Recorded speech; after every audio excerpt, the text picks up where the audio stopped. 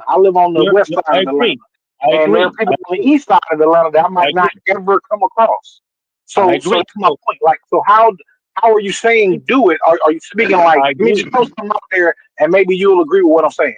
Like, are you saying like if we do it politically, we should find the most politically No, astute I agree. We should individual? define what community is, and I think Stu Pease would love to define that because he said that something about we need communities, so or like neighborhoods.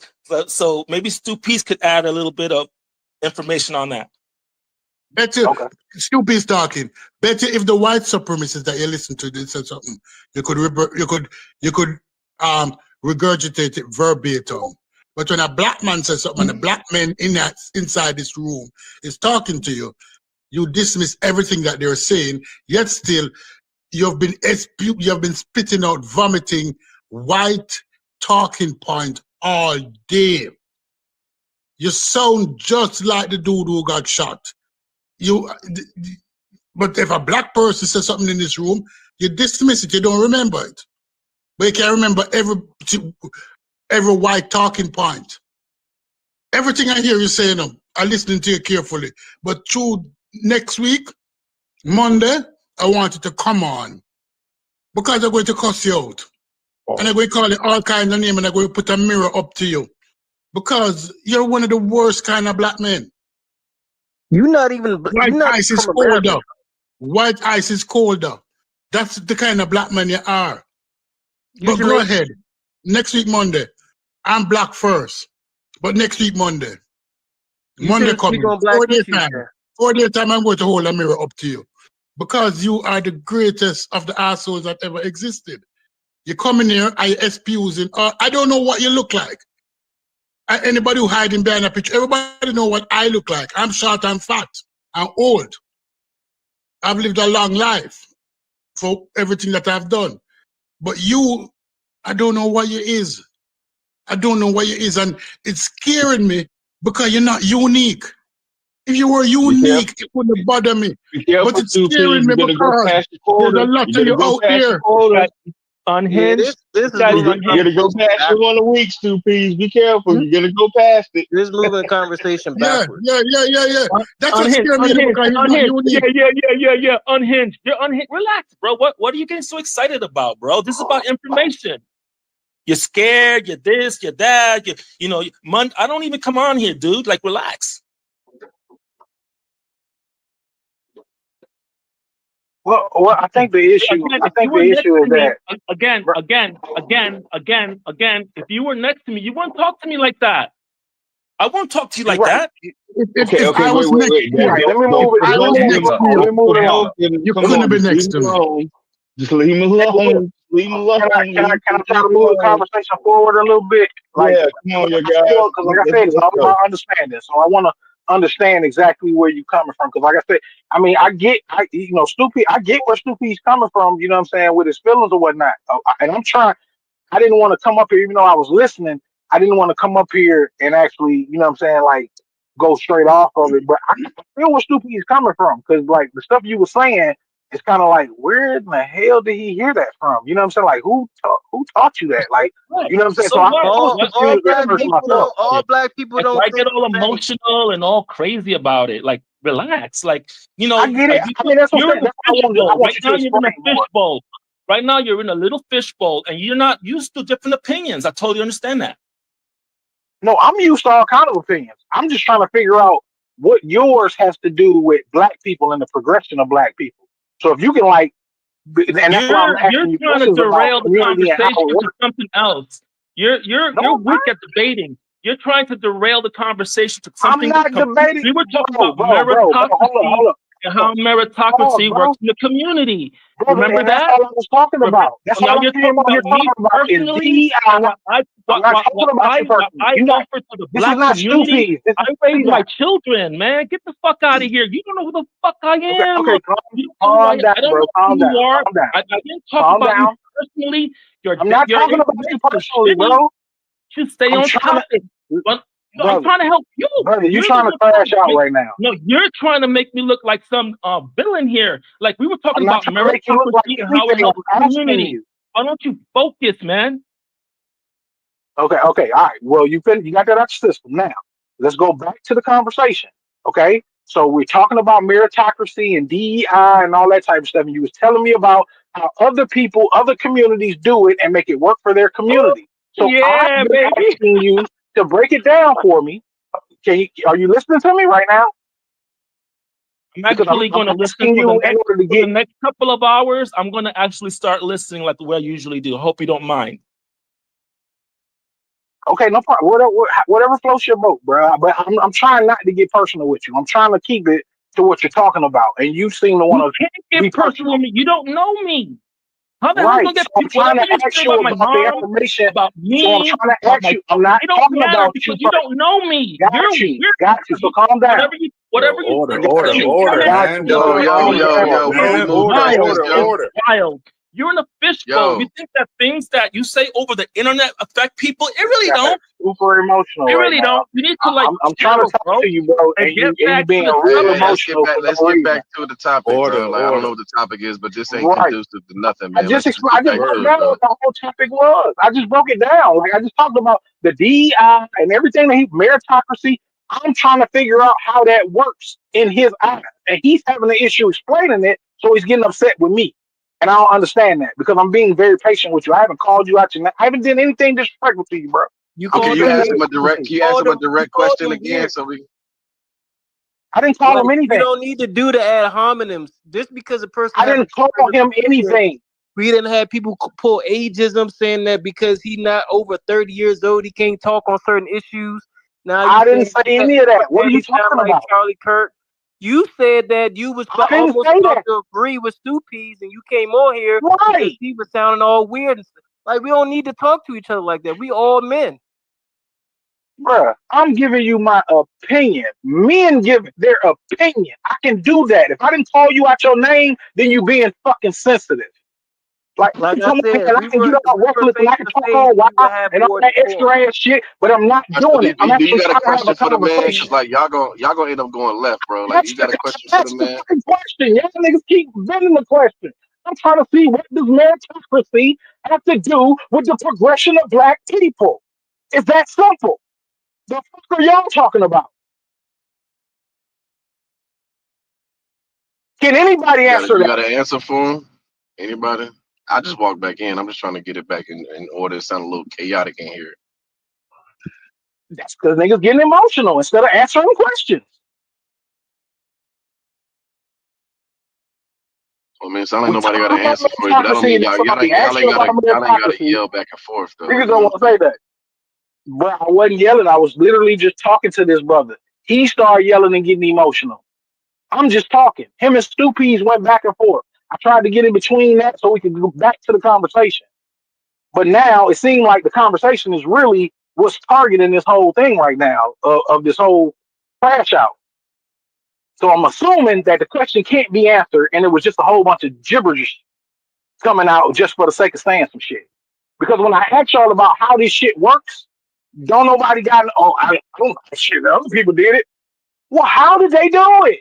So we can fucking incorporate this shit into the conversation.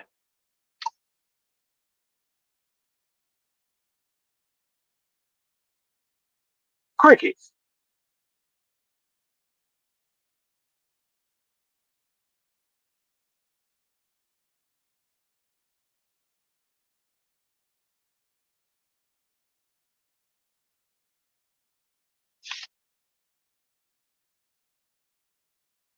Y'all gotta do better at this, man. Because this is bad. But y'all said that this was for black people to come on, or people in general to come on and have these conversations or whatnot. But as soon as you had a conversation, it seemed like if you ain't the head of the conversation, then niggas get upset and mad and want stuff and fight and shit. What we doing? See that? See that? My apologies to cut your conversation. My apologies. My Bro. sincerest apologies. But when people or everybody here at one time or the other in this room, let me see, the most people here I have seen what they look like. The ones that I don't see what they look like has never been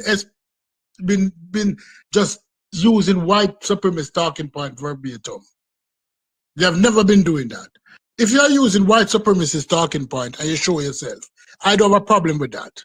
But if you're in the background and you're coming directly from the Hodges twins or the police officer or the dude who died, and everything you're talking about is exactly what they are saying, right? The anti-Muslim in England, because England got this Muslim prime minister now, or no, London got this Muslim mayor. So all of a sudden now, oh, the Muslims are taking over London. The Muslims are taking over England. We can't afford that to happen. It's because they have their version of DEI. Once you start listening to people and you realize what they're talking, they're espousing the same talking points, but they're doing it behind an avatar. The same hate speech, but it don't disguise. We're not calling anybody niggers anymore and all different kind of names. But we're using other words, right? Because DEI now became a racial terminology, meaning unqualified black people. Nobody can disagree with that. That's what it was being used for.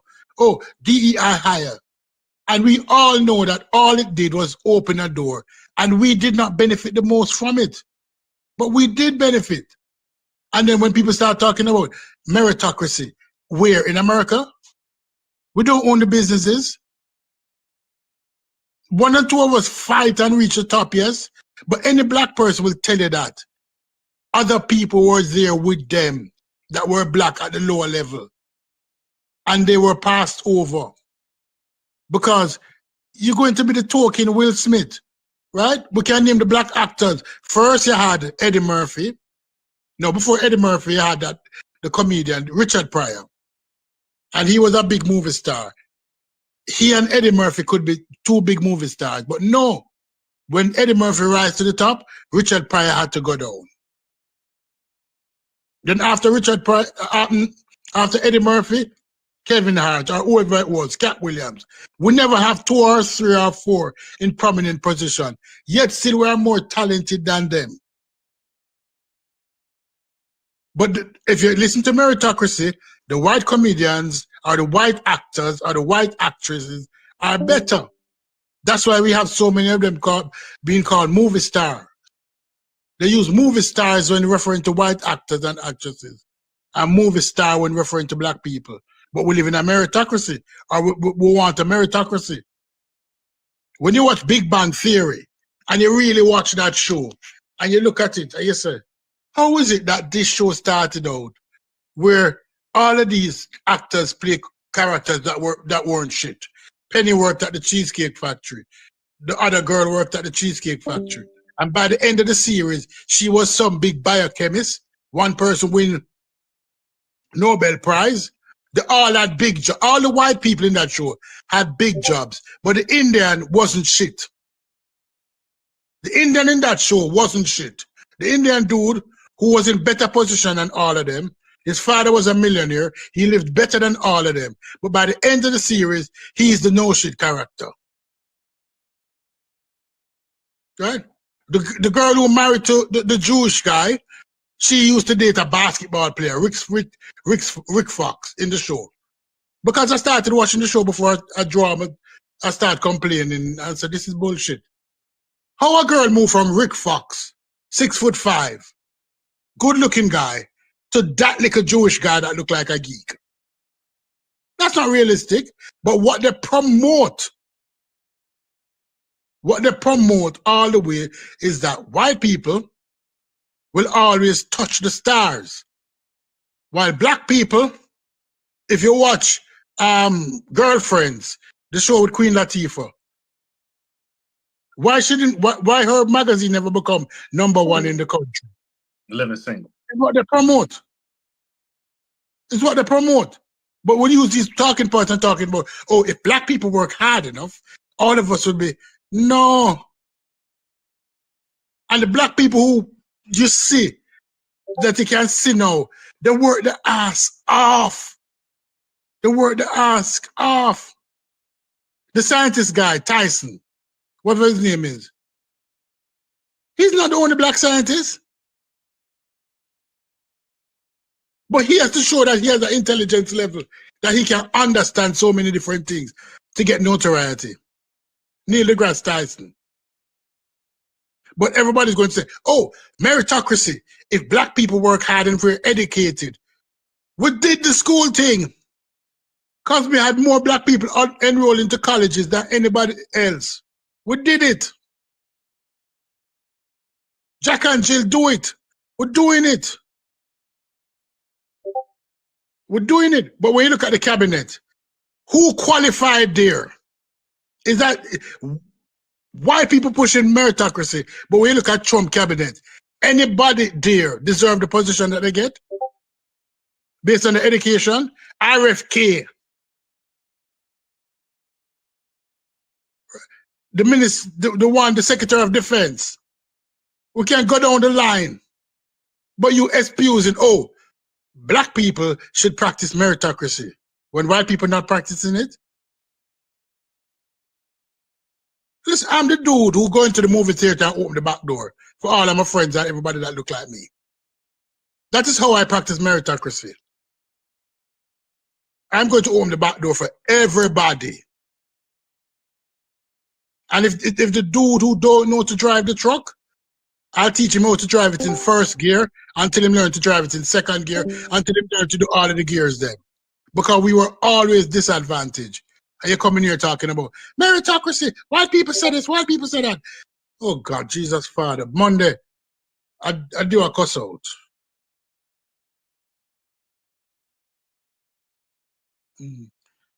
Now those are great points, Stoopies. No, you think about it. Do white people practice meritocracy? Do white people practice meritocracy? No, because then you wouldn't have a phrase that ain't about what you know, it's who you know. Right.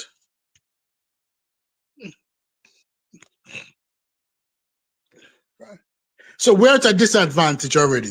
All of a sudden, oh, get yourself educated. Go and get educated and come back.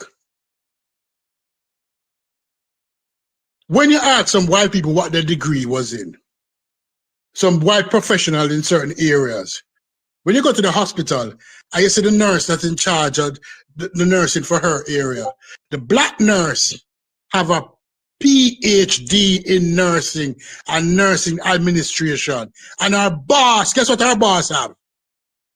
A diploma in nursing. The white girl have a diploma in nursing. The black girl have PhD. Go to all of the nurses that you know. Ask them if Stupid's lying. What if the white boss is as qualified as they are? And I guarantee that 99% of them is going to say, hell no. But you come in here and talk about meritocracy. But that's why I say you need to live 20 more years. We have a professional in here, and I've listened to him spoken, and he has said how he got through the door. And then after he got through the door, how he has to justify why they chose him. So at the end of the day, they cannot say, oh, we made a mistake. Even when we get through the door, we have to work 3 times as hard to prove that we deserve the position. Ask any of your professional relatives if Stupid's lying.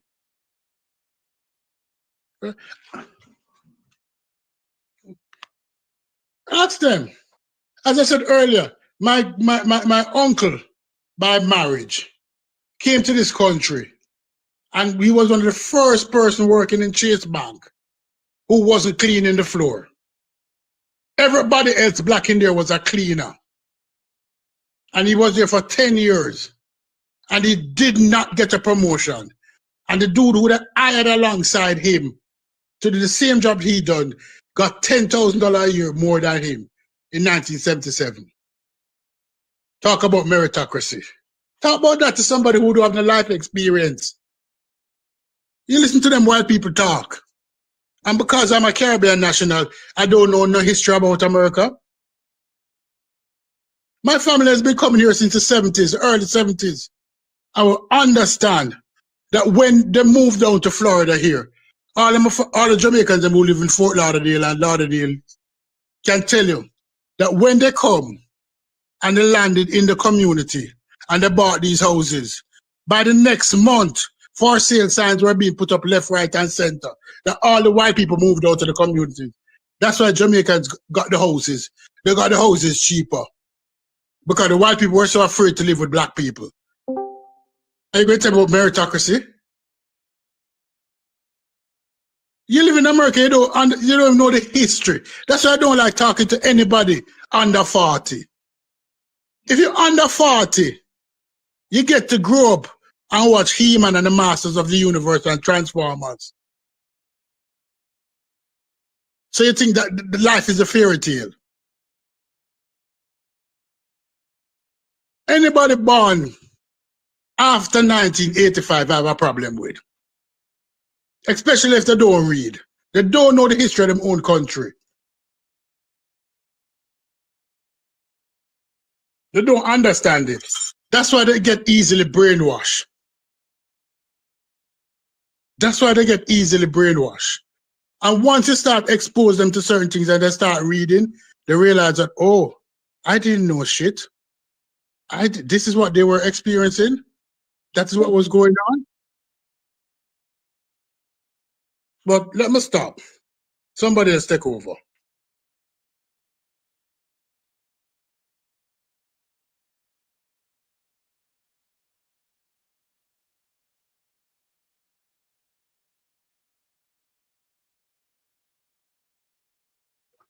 Well, I hate to say I agree with you, stupid again, but you know, I don't want nobody to rage on me right quick. But I do, but I agree with everything you just said, bro. Like for real. Even the over 40 thing, you know what I mean? Because I'm starting to notice that experience is taking the large key in this, the large play in this, you know what I mean? Like I can speak on meritocracy just on, you know, and some of the stuff that I done did or whatever. Like I was a chemical spray tech for 10 years. Had a guy come in 60, 65 years old, somewhere around a 52 old white guy come in. Don't know nothing about the job, say he been doing it 2 years and was depending on me in order to teach him how to do the job. You know what I mean? But at the same time, he got the same position as I do. So just on merit alone, you know what I mean? Like we shouldn't be in the same breath. And that's based on experience and expertise and know-how. But I understand how the game goes. That's how it usually goes, especially in the South. You know what I'm saying? Your cousin, they cousin or they brother or they uncle or they sister or whatever is gonna get hired on, whether they know the job or not. And then it's gonna be on that black, that Mexican, that whoever, in order to teach them how to do the job See that? and not See get that? paid You for know, see that? Let me tell you something. See that? You know what meritocracy is at its core? It is to give black people excuse not to hire other black people. Because back in the day, it. Yep. what black people used to do is that I got into an institution or a job, and I would get other black people, although they're not as qualified as I am. And we, as a group of black people who are doing that job, will teach that new black person the job. But what they tell you that, oh, you must practice meritocracy. That means you must hire other black people who is less qualified. So therefore, if you can find a black person who is just as qualified as you or more qualified, you can give them the job. But the likelihood of that happening is slim to none. So it's to give black people excuse not to hire black people. Why did you hire that unqualified black people person? Don't worry about that. We'll teach him the job. You don't worry about that. Exactly. You don't. That's what I'm on. Because that's what I mean. And when we talk about what they practice, like I said, they don't practice meritocracy. They looking at it. They say, what do they say? What do they call it when LeBron got his son on? What's it called when people put their family members on? Nepotism. Nepotism. Yeah. That's what the word I was looking for. So we need to show more nepotism. They've been showing nepotism for a long time and it worked for them. So why are we so scared to show nepotism, like you said? So what? That brother don't know how to do the job. Teach him. Bring them on. We'll teach them. Show them how Bring to them do on it. and we'll teach them. But no, but them brainwash that fool to say, oh, no, he's not qualified enough. He's not the best. No, that's how we open doors for people. That's how black people have always opened doors for people. That once you get in, you, as long as the dude willing to learn, you talk to him, you know him good, you go to the boss and you hype him up. They say, yeah, man, him good, man, him good, him all right, man. Him go, all right, me responsible for him. And then you bring him in and you teach him, say, all right, do this, do that, start out at this, start out at that. Any problem you have, don't go to nobody else. Come to me, or Devon right there, so, or Samson right there. So them two man there, three are gonna look after you. Within 6 months, you think him out there 10 years. Because we'll bring him up. We'll bring him up. That's how we do it. That's how black people have always do it. Talking about, but, oh, he's not qualified. You take white people talking point and use it against the other black people. Well, we've never worked like that. We have never worked like that. Ask your friend. They ain't How never much worked like that. doing? My bad, Stevie. I was just No, go agreeing ahead. with you, but they've never worked like that. Like I said, they've always used nepotism. You know what I mean? They've never been the type of people to just say, "Oh, well, no, you gotta wait until you get out of college." And no, bro, they get their kids their job before they even graduate. Like they know how to practice nepotism right. We the ones that send our kids off to go work for somebody else. You know what I'm saying? We the ones who need to learn how to, like I said, keep things in house and learn how to, especially when it comes to the profit. Like, we need to learn how to keep them things in house and actually support each other and teach and push each other and actually have that drive to be the best. Like that's part of the problem that I see most times is that a lot of us don't have the drive to be the best. We just want to make a couple dollars. Nah, bro, you gotta actually want to be the top in order to achieve that shit. I'm back on mute. No, look at something like barbering, the profession of barbering in our community. If Chef was an asshole, he would be the only barber in Baltimore. But ask Chef how many barber has he taught? How many person has he taught? When they come to him, they're green as hell. They can't even hold done, bro? Are you done? Yeah, who that? Okay, thank God. No, Listen, I'm not talking to you. Done? Shit. I'm not talking to you because I don't know what you look like. Because that's what you're doing. They're coming out of your mouth. I don't know mouth. what you look like. I don't know if you're black. I don't waste time talking. What we doing? Listen, man, meritocracy has not worked for the African American community, right? According to you, right? But we use it all the time. You got to reconcile that. Then, why is other communities using that meritocracy and it works for them, but it don't work for us? Why not? You got to answer that.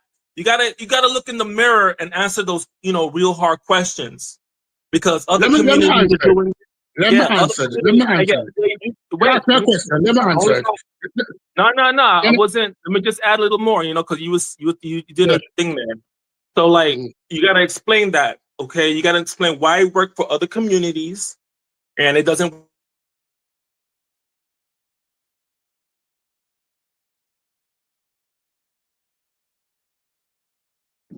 Can y'all hear him or no? Nah, Yahweh got him. Yeah, Yahweh cut him out. Yeah, Yahweh. Okay. So Yahweh got him. Yo, and what I was gonna say, because he came back in talking like we wasn't just talking, like we just explained all of that. You wouldn't have a question if you were sitting back listening. This is into the chat. This is live. Every now and then somebody in here go into the chat because they asking y'all questions. But this is we're live on Carnivorous right now. I mean, how do you see the YouTube chat from here? Huh? I just go on to YouTube. How do you see it? Oh, okay, you gotta actually leave out. Yeah, I'm in StreamYard. Yeah, I'm in StreamYard. I can see it too. But just like put it on mute, and sometimes they asking y'all questions. Shouts to you, see that. For sure. I've been gone for like an hour or two. Yeah, you've been out for a while. Yeah, I've been out for a while. I haven't been here in 2 hours, so the conversation changed. No, it got a little crazy. I had to come back and they was into it. But I wasn't here. It jumped back on track. It sounded like it jumped back on track. Just now. No, the conversation was about meritocracy. if Okay, what meritocracy is about the it? best for these people. And Is I said, meritocracy the best for us, you said? yes, and my thing is that in the current American society, it doesn't work for us. It doesn't work for us. It doesn't work Yeah, for but us. then Buddy We have came. exceptions. We have exceptions, yes, but also holistically, it doesn't work for us. Right? In the Can I workplace, figure out from Buddy? I want to know from him, like, how does he see meritocracy working for other people? Because he never explained any of that. I ain't hear not one thing, one example of meritocracy working for other people. Like, he just said that it's some communities and they have people in there and they put their people at the top All right, and let me repeat that's it. Let me repeat meritocracy. it. Let me So I repeat it a don't. third time. Let me repeat it a third time, okay? Because you actually reacted to it when I answered it. Okay, I'll give you another example so I don't get other people excited. You know what I'm saying? The Jewish community, right? Don't they have a form of meritocracy where they, you know what I'm saying, right? That's one. The Islamic community, How? right? How? Yeah, you How? got to give the How? example, Give me bro. examples. What? Yeah, give examples. You just Yeah, saying it is not an give example. examples, but y'all gotta let them finish and then y'all come in. So go ahead, give some examples when you talk about it, Tony. When you say How they Jews get have it, together, give an like example of how it. they get together and decide who's going to come forward to represent them. That's not That meritocracy. okay? That's my That's definition just of a it. vote, bro. That's my That's just a Yeah, vote. definition of it. meritocracy. That's Just so my we're definition of clear. it. Maybe you Yeah, understood it okay. So wrong.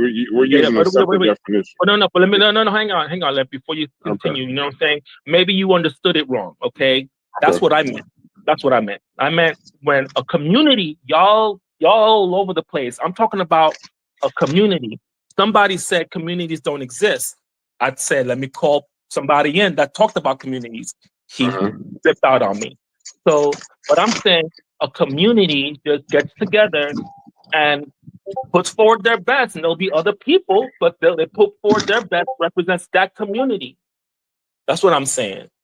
Meritocracy, and I respect your point. What I'm That's a saying is meritocracy within a community. You know what I'm saying? Within a community. I get it within the community, but we live in America, so the meritocracy that we exercise in our community, unfortunately for us, there are certain things that have to be in place for meritocracy to work. And it won't really get far in our Meritocracy, communities. meritocracy in and of itself, essentially just work hard. You know, that's to pick yourself up by just work. Put your head down and work no Yeah, matter what. you'll rise based on your work, Right, your but merit. the United States, even if we were to try to do it specifically in our own communities, we don't own the communities that we'd be trying to do this in. And then part two, meritocracy assumes an equal playing field. Now, we can have the idea that we could rise above our station, and I think we all should have the idea that we could rise above our station. That's part of meritocracy too. But the thing is, the it's like a sandwich.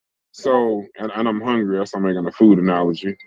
Um, the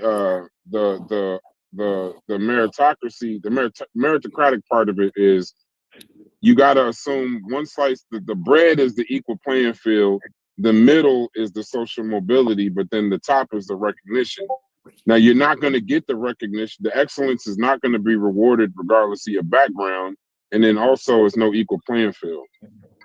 So you're not, Well, meritocracy wouldn't fit us here in the if United it's a States. community, We have more of a nepotist type of system more than like people get casted in the fucking SP 500 company just for being that nigga's son or nephew or you know what I mean. It's not all just merit based.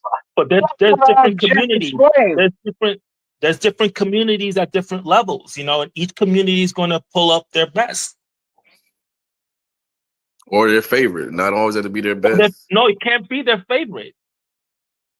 We see it all the time. But That's we what already nepotism do, is. though. We already do. The best of our communities do the best of what they're capable of. The best doctors work in the best hospitals. The best of our community does the. Yeah, but they're not. I'm trying I to get agree. the practice of what you're talking about because you keep saying it like black people don't use the Are best they of giving our back to the capabilities. community? Are these folks giving back to the Yes, community? a lot of them are. A lot So of what's them the are, but problem what then? it would depend on. Listen, it What's would the problem depend on then? what you would classify. Listen, bro, it would depend on what you would classify as community. If you're just talking Well, about a certain neighborhood, or if you're just talking about a certain neighborhood, that's why I gave you examples of neighborhoods that don't exist anymore, that were full of black people that don't exist. So black people are scattered throughout all of these cities that we live in. So therefore, there is no singular way to point out a black community unless you just talking about black people in general going out doing the best they can with what they have to do it with. So we have that. That is not an issue. It's not.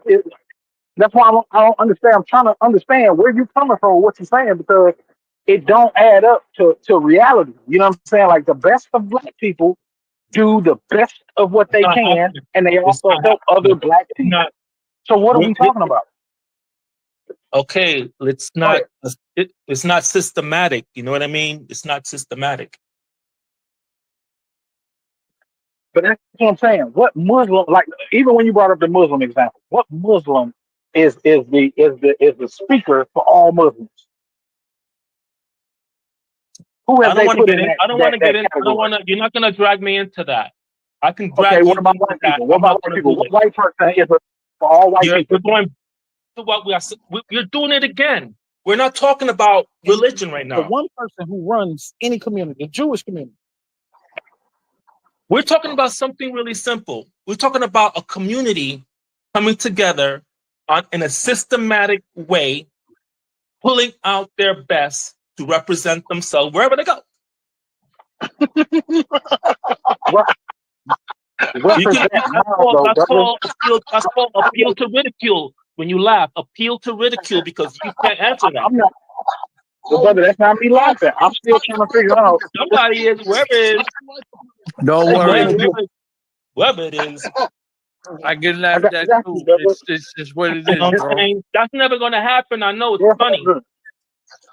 No. I just want you to give me some, like, I want you to show me so that way I have something that I can work off So of. you Show me the what? white I just people, explained the to right you. person. No, no, Who? no. But that's what I'm saying. I'm asking you for examples of the white person who is a speaker for all white people, or the Muslim What? who is a speaker for all I don't know Muslims. what you're talking about now. Brother, you said we was talking about meritocracy, and you Yeah, said that these other the communities community. have representatives for their entire community. Then you So I'm said white. asking you for an example Then you said of white. these. Why did you do that? I'm asking. Oh my God, bro, this is crazy, right? I'm asking you for an example of anybody, white, black, anybody, any other community that you're referring to. Give me an example of the person who is running those communities. Oh, you want an individual? That's You what want we're an talking about right individual? now. That's what you're Yes, talking give me an about. example. That's what you want from me. I'm what I'm trying to tell you. I don't know what you're saying, man, but I'm just gonna go back on mute and listen. Exactly. Exactly. Because you're trying to trying to wrap me into something that you want. It's not about that. It's about basically communities producing the best out of I mean, what's wrong with that? You got messed up because you thought I was talking about it in the corporate world and the government world. It's got nothing to do with that. I'm talking And the about person and these period, people and these people. period, at all. Give Let me me finish. examples. Let me Not just finish. saying shit. People, Give let me me finish, bro. examples. I already gave you examples, man. This is crazy. No, you haven't. You haven't given any. You just keep saying random stuff. Randomly saying why you raising these your people, voice? this community, what I can't community, hear and you then no give more me because you're raising your name, voice, dude. You're raising your name voice, the dude. Like you're like community, turning off right now. Like you're name the stop community, yelling. and name the people that you're referring to. I already did. I named two. Okay, bro. You at this point you a waste of a conversation. Yeah, you have Okay, a good good. one, bro. There's no disrespect to you. You can You're hit a the waste red of my button. You can hit conversation the if red you can't button. even Hit that explain red your own button. point. When you can't even explain your own I already point, gave you you're a two waste of a communities conversation. that do it. You want individuals, and you want when were they doing it, and you want to go keep on going down. Like it's called a Martin Bailey. You move from one point to another. Cut it out. I already explained the community. Sorry, lost this one.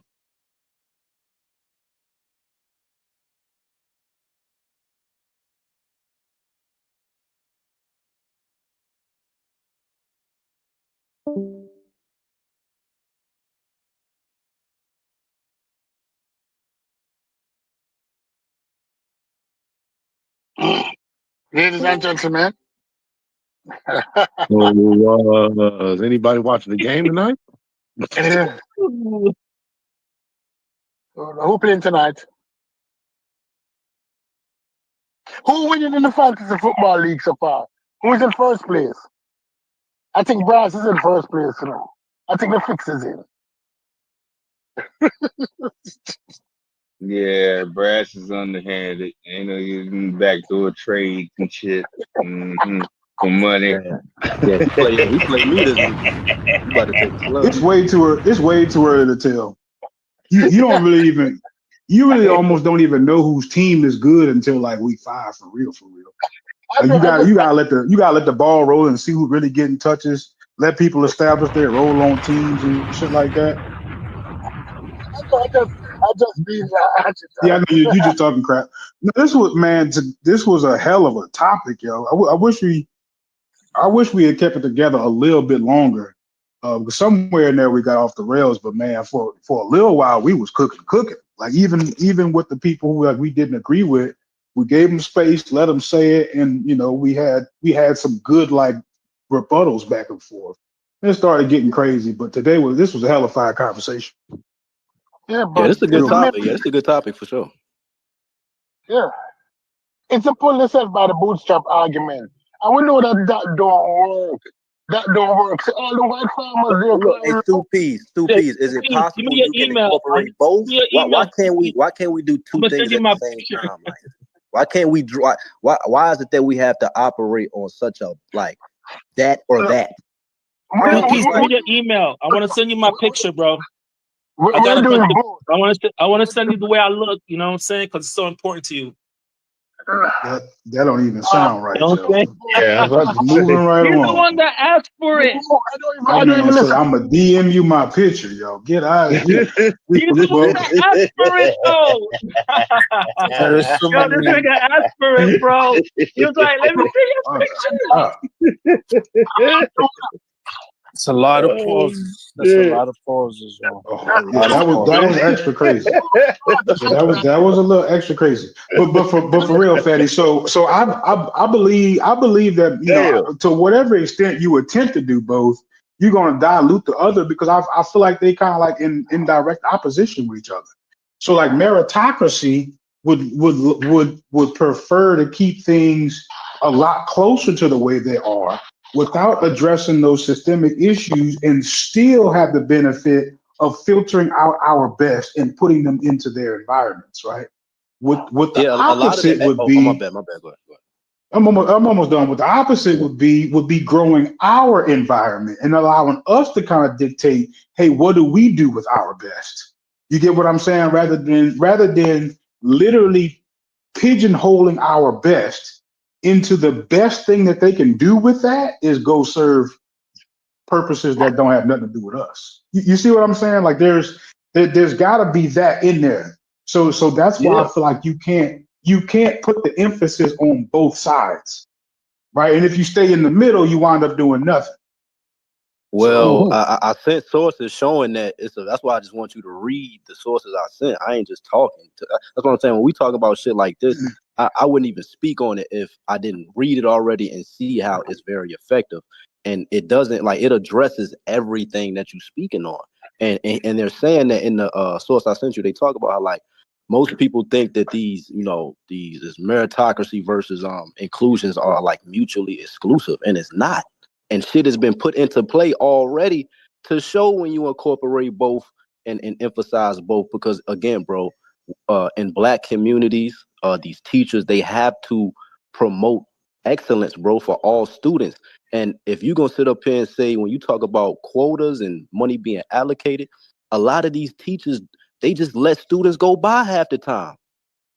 And a lot of standards are lowered because of that, which is detrimental. Like if we going to talk about both sides of it, we got to talk about both sides of it. So again, excellence in some form of fashion has to be incorporated, and promoting that in community, culture, people who are in high positions to make that change. Because if you just have the mentality on or having the mentality of not a victim mentality, because those things are rightful things to talk about, like the systematic barriers and how really you start in a race, when the motherfucker already ran 3 laps already. And that's true indeed. But in order to try to alleviate the problem in some form of fashion, you got to incorporate both. Because if you lean in two way or the other, like these convos dealing with merit versus this, or it's so hot and cold, but we both listen to each other, whether perspective you got or not, and you can see that each side is giving truth. You know what I'm saying? And the brother Tony, I'm gonna check it out. I'm good. I thought you was done. Oh no, and the brother, like I appreciate his perspective, because like that you shouldn't be like shunned when you're a black person and you're talking, with black people, and you want to highlight the fact that, hey, in the household, things of that nature, in our direct communities, we need to value certain things as a culture. That's just a fact. Can I do a comparison? Let's compare swimming to track and field. Does meritocracy for black people work in swimming? Hell no. Does it work in track and field? Yes. Yes. In soccer, yes. In football, yes. In sports that don't require any equipment, meritocracy works because we're pitting our best against everybody best. But in sports like swimming, where you require a pool, where you require water, where you require chlorine, where you require so many different things, meritocracy don't work because people don't have. Point. But look though, Stupides, say a group of Asians or white people were to protest and say we're underrepresented in certain sports, and me as a parent, go ahead. That was one of the best analogies I heard all week, and usually I'm not a big fan, but that was one of the best ones I heard. Well, go ahead, Stupid. I mean, but if all factors are equal, then we can discuss meritocracy. But if some people have innate advantages, it is unfair. Although some people don't like to use the word fair. I agree. But that is the argument about meritocracy. That's the problem I have. Because some people use it as a tool, especially, and those people who I think you're referring to the radical people. Yeah, I agree with that. I agree with that. Some people gravitate towards it because, especially persons who are doing well. People who do well like to champion meritocracy because they said, I was able to pull myself from my bootstrap. Why everybody can pull themselves from my bootstrap. But look, Stupides, do you realize why I bring up the importance of addressing? That's why I bring up genetics and all of that, because I understand everyone isn't resilient. Everyone varies, because I did some. I know that the other person probably can't do something and vice versa. So how do you create a system of equity and equality when so many people vary individually? Right, but that's the middle ground. No, that is the middle ground. That you're going to have mediocrity people in high position, and we have brilliant people in high position. And when it comes to certain positions, certain persons are going to fail and certain persons are going to excel. But certain persons will never get the opportunity.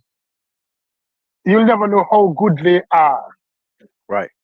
But that's why creating pipelines based off excellence and incorporating cultural differences. If black people or the education system or whatever can create a pipeline to address the things you're talking about, going to the worst of the worst communities and, finding variables to find certain black children and black children at large to help maximize their potential. I don't see nothing that's wrong with that. Like, so Fetty, let me get back in. So Fetty, what does this pipeline do?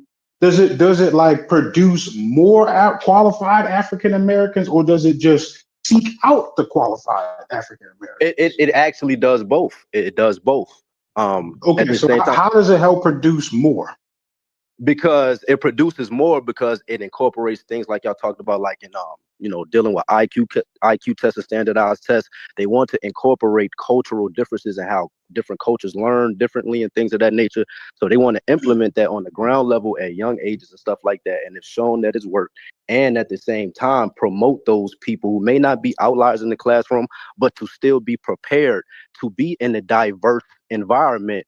AKA when that black child leaves his immediate environment and assimilates he's still going to have the tools to know how to operate, whether they're in a room full of white people, Asians, or whatever. So they're trying to, like I'm saying, read it, bro. They talk about all of that. No, I've never heard that before. That's why I was asking you the question. So, And look, so I and mean, I hate to bring this into what that says. I hate to No, bring this into that's it. like. Go ahead. I hate to bring this into it because even I'm not going to talk about it that much, but in the section of the bell curve, they say when controlling for the things that a meritocracy society would, they found that black people was at positions at a higher rate than white people. So when you factor I'm in gonna leave that part out. Oh, go ahead. I'm saying when studies have shown when you factor intelligence and outlier scores, they find that black people outnumber other groups. So it's like and again, I heard Stu Pease a couple of days ago say you can't save everybody. Remember we was talking about education, that really you can't save everybody, and the ones who are the outliers in the class needs to be in a more class that's not homogenous based off just them being black. Like we talked about all this. You know what I mean? No, So and I'm gonna take a page out of Sheffrin's book right here, right? Because this is how Sheffrin kind of sort of shows me that he's not like trying to kill me. You know what I'm saying? He'll say shit like, "You kind of fucked that up," but he ain't gonna sit there and be like, and go back and forth with me over an hour because he's not making it personal, even though he just reminded me, hey, you might have messed up a little bit somewhere. So what I'm gonna do, I heard you in the bell curve stuff, and I'm gonna just keep it back on the regular stuff that we've talked about. I'm on your side. So I'm saying that would be again, if you ain't understand what I was saying, like tying that. No, I did hear you. I just wanted to give you a compliment before I started talking. That's all. I got you. Yeah, I just wanted to reaffirm we in a good spot. That's all I wanted to do. But for what you were saying earlier, like that would be kind of blending meritocracy and equity at the same time, right? Because I view both of those things as like direct opposition to each other. Right now, if you're saying that the pipeline, see, it's still unfortunate because of how politics work, right? I don't want to have stuff like that shrouded behind other things like meritocracy, right? Because if you ask me, I would much rather y'all just work on this pipeline and we could leave meritocracy all the way the hell out of it. You know what I'm saying? Like that would be how I would want to do it. You know, because like I feel like if you're talking about increasing IQ scores, you're talking about early childhood development, I can get behind that, right? But all that, but I guess the language can kind of make it a little tricky for the rest of the stuff. But go ahead. What else did you want to add? I'm done. Oh yeah, for sure. But yeah, this is definitely a good convo. I think instead of like again, somebody whenever we talk about things that we can do on our own, I think that's what the meritocracy, even though it's not a direct correlation, meritocracy can be used as another word like excellence. So again, if you're black and you want to promote excellence and not lowering a standard, you know, just to have us sitting at the table, I think we should hear more black people out who got those perspectives, man, instead of just thinking, oh, you think that you a coon and all that. That's all I'm saying. Because in reality, a lot of those black people who had those perspectives actually care about moving black people forward.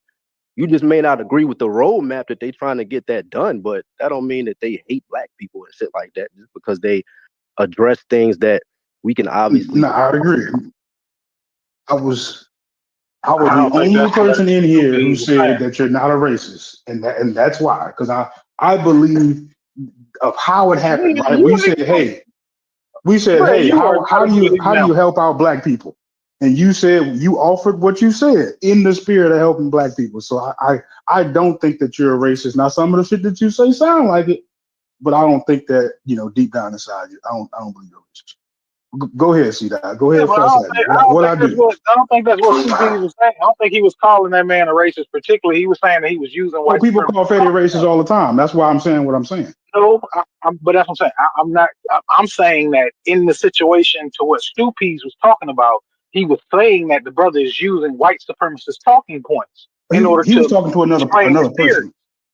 He was talking to. It wasn't like that. I'm black, and I had. Yeah, you got the voices mixed up. I mean, I've been around a lot of black folks in my life, and I mean, my unique, you know, life path of me playing football, being in different states. I have a good pulse especially on my age group, on what's going on and what we focus on and what we don't. Even though I can't speak in absolutes, even though I can't speak in absolutes, and I don't know, I can't understand what all black people are doing, but I have a good idea of what my age group, what we value and things like that, and things I see that are patterns no matter where you at in America.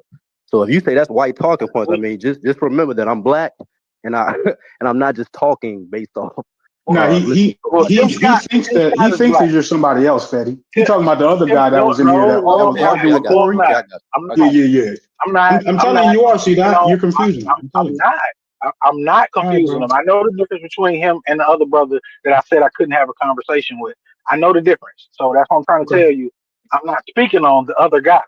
I'm speaking on what the brother was talking about. And when Stu P said that it was that some of the talking points come off as white supremacist talking points because we're talking about meritocracy as if like that's something that we do. Like the whole meritocracy conversation comes from white folks. They brought that shit up. Black folks ain't out here talking about no damn meritocracy. He's just been doing that for 3,000 years. The whole DEI conversation. The whole DEI conversation was brought up from white folks, not wanting black people to have affirmative action or diversity, equity, and inclusion. Like that came from white people. Do you see why some people get think that behind those it and say, policies "Hey, are yeah, harmful? you know what? DEI is not right."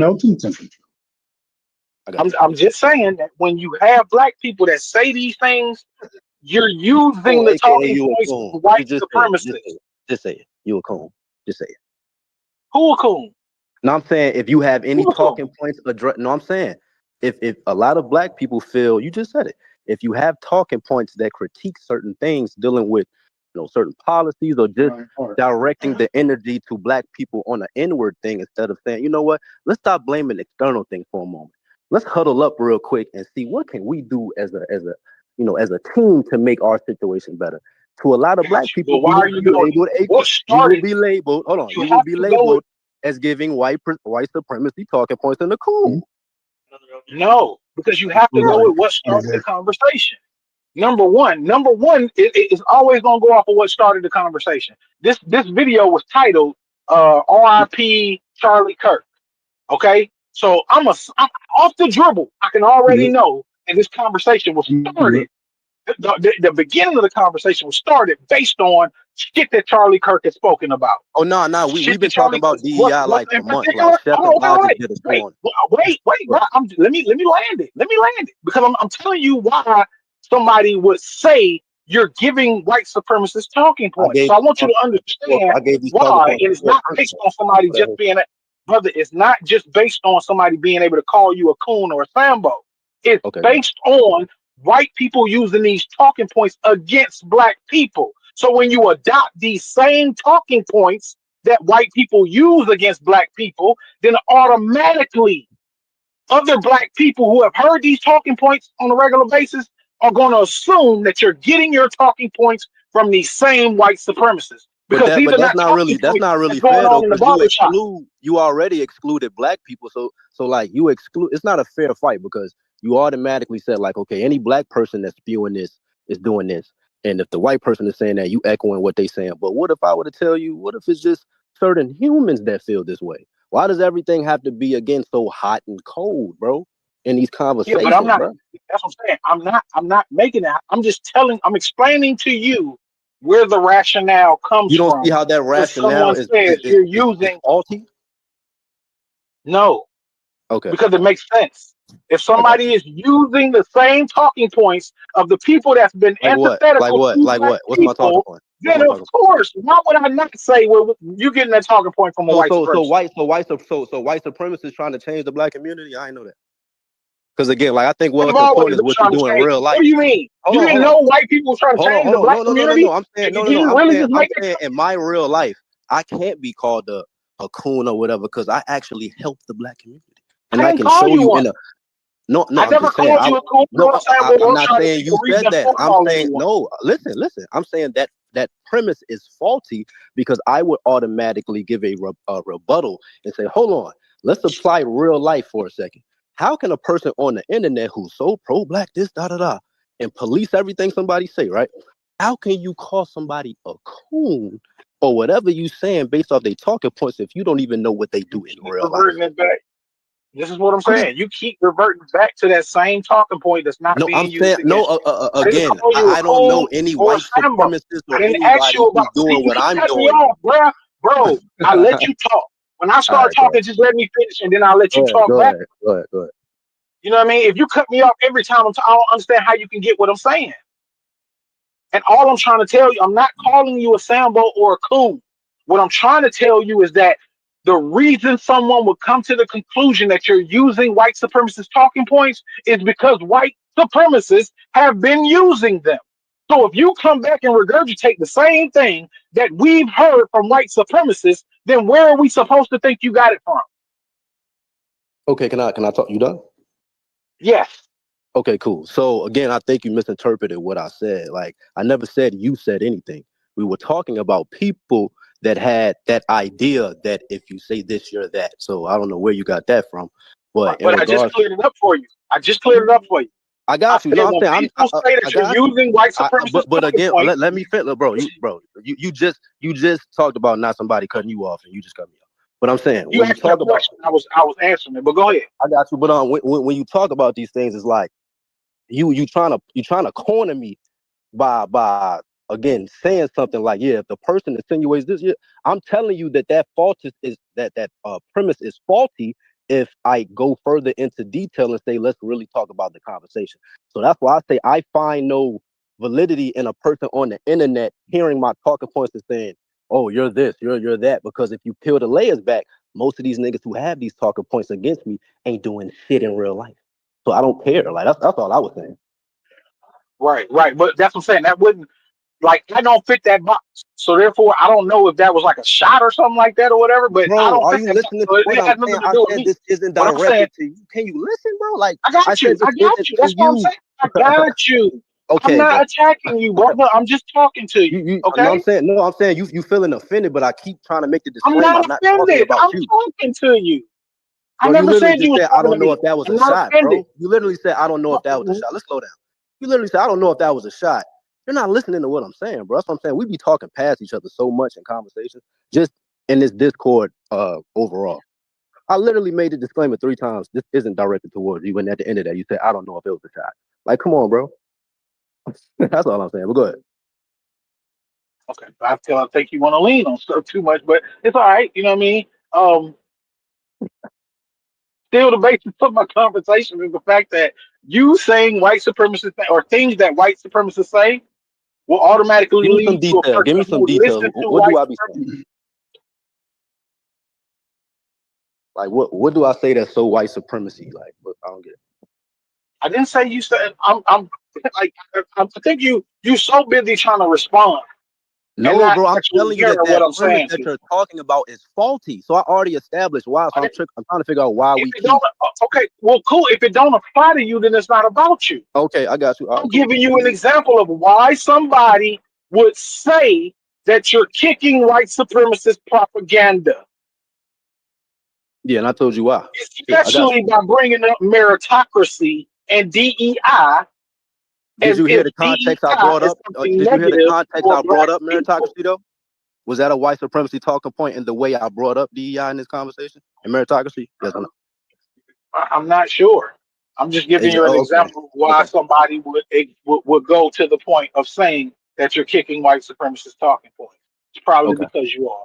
I don't know You how to saying simplify problem? That's it. what I'm saying. It's a lot of what about or this or that. Like I'm trying to stick with reality. Like I mean, I don't know your like reality. It can be that's what totally I'm different saying. from If you're mine. gonna talk about, hey, you're talking about white supremacy. Not you. You're not saying that, but you're saying for a person who thinks you're saying this about meritocracy or DEI, this is what they would assume. But I'm making the clarity and nuance that I don't give those talking points. I'm trying to figure out, like, it's like you throwing stuff at the wall and see what's trying to stick. But it's like I'm No, I I'm would literally. no. I'm explaining what you asked initially was why do people? For one, you said people call people Sambos and coons or whatever. So I was giving you an example of why people go to you're using white supremacist talking points. Critiquing If my you're own using white culture is a supremacist white talking supremacy points, talking point. yeah, I I can't swear do to that. God, bro. It's like as soon as you ask a question And then before you get the answer, you start No, talking over I'm just it again confused, bro, because you because didn't you're give not any trying to hear. nuance. I'm You sorry. wouldn't Go be ahead. fucking confused if you just I mean, you let me kind of finish. incoherent a little bit, but go ahead. You wouldn't be confused at all. Again, It wouldn't be incoherent let's if go you into the just hushed details. So a while I black was person talking. And critiquing as us soon as I was done talking, that's you white could supremacy respond. talking point? But you don't even understand that. But let's talk about your age range since you want to talk about the people that's in your Yo, can we area. let's talk How old are about you, something brother? else, yo. How old are Y'all you? take a break, man. Let's It's talk about something else. I'm black This asking is the people finna brother a devolve, direct man. question, man. critiquing I'm us to asking the do brother better a white direct question. supremacy Nah, talking point. man. I don't care what you need, brother. Nah, yo. We was doing How old are good, you, man. brother?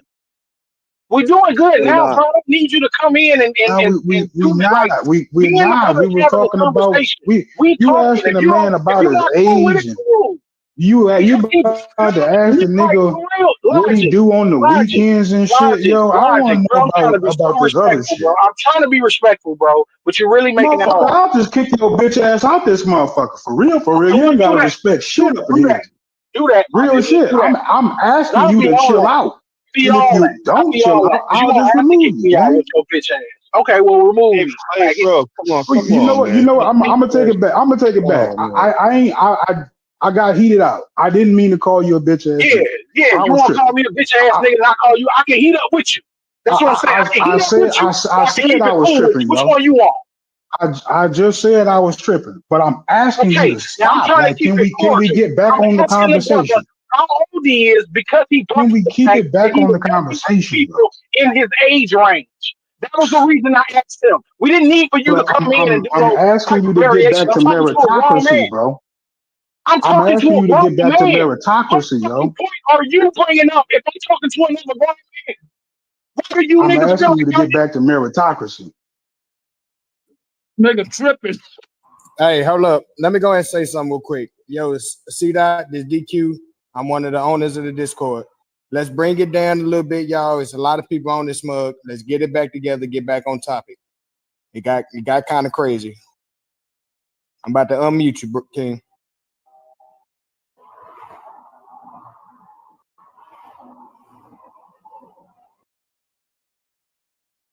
But no, we passed that. I I ain't asked a tripping off simple that. We question, we, bro. we I passed just that, bro. We good, bro.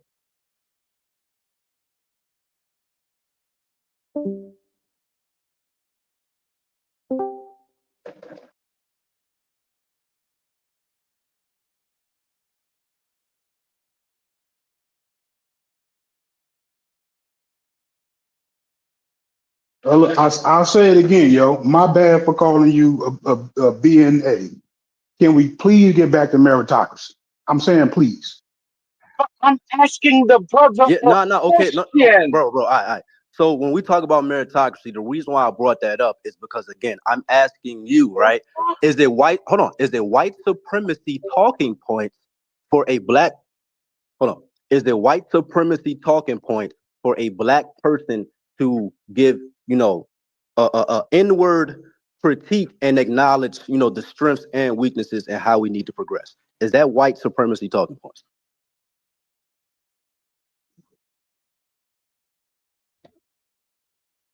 Can you hear me?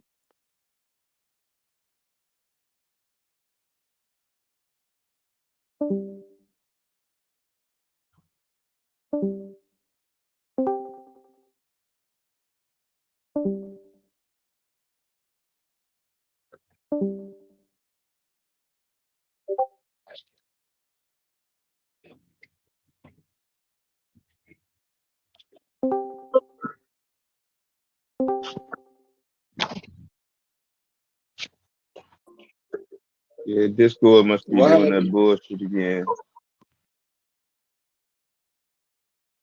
Yeah, Somebody I talking? think Yeah, we the back. Discord glitching today, y'all. We back though. Now I'm sitting there. I heard the brother ask the question. I didn't think he was asking me Oh the no, question, so I can was you waiting hear for me now, somebody else bro? to answer. Can you hear me now? Yeah, I heard. I was saying, when it comes to, I heard. Were you talking to me? no. I wasn't directly talking to you, but I'm trying to, because Okay. again, my overall sentiment is that I noticed, especially in certain, discords or just online communities, any black person that really cares about our people as a whole, they may have a different roadmap, and that incorporates a lot of just inward critique and not leaning on external factors, because a lot of us feel like in the race that we talking about, we don't have time to really do that in 2025. It's good to do that, but at the same time, you also got to promote, and I think that's what the brother Tony was talking about, excellence, just as a culture, valuing certain things. Not saying that we don't, but we just got to do it at a better clip. Because when you bring up data or sports, it's crazy how people look at sports and look at data and you can indicate stuff, but when we do that with other situations in real life, niggas act like that same concept don't apply. The reality is we in a competition, bro, and we gotta, in order to bridge this shit, we gotta have some form of accountability. That's all I'm saying. So why is it that when certain black people critique and want to see some inward improvement, why do they get labeled as a person echoing white supremacy talking points, a coon, etc.? That's my only.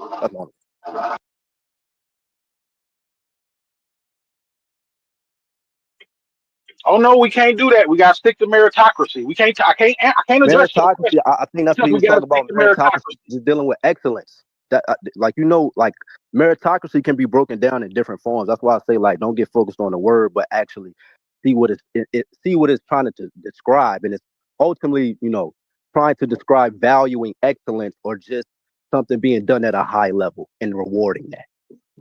So that could be incorporated. I just wanted to point out the fact that you brought this question up, asking the same question again. Okay. I got you.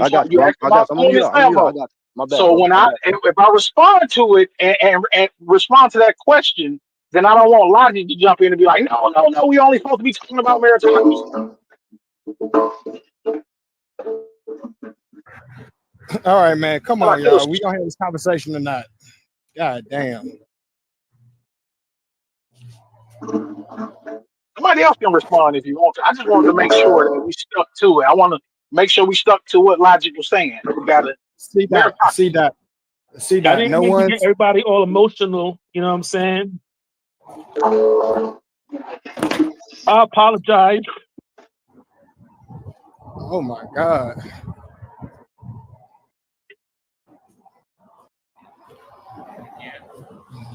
Well, now what? I was trying to stop this shit, right?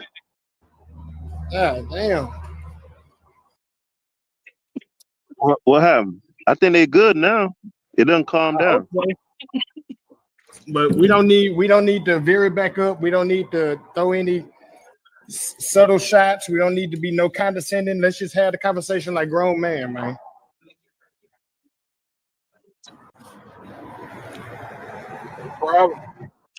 Brother Fetty, would you be able to break down like for example, you know what I mean? Like who would you be saying like in the past who've been called a Sambo or a coon for having those accountability talks? What's going on? Background. I just got back. What's going on? Turn it down, baby. What's going on? Me? With a lot of background noise? No, that was me. I just got back. What's going on? I heard Coon and Sambo as soon as I walked in the door. Yeah, Fetty was asking why people get called coons and Sambos for holding black people accountable.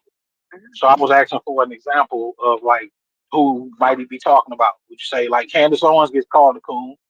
So would you say like she's not a coon or Sambo for the things that she says? I mean, nah, she would be called the coon for something like, again, I don't agree with Candace Owens, but on a lot of things. But when she says simple things like African Americans, we have terrible conflict resolution skills.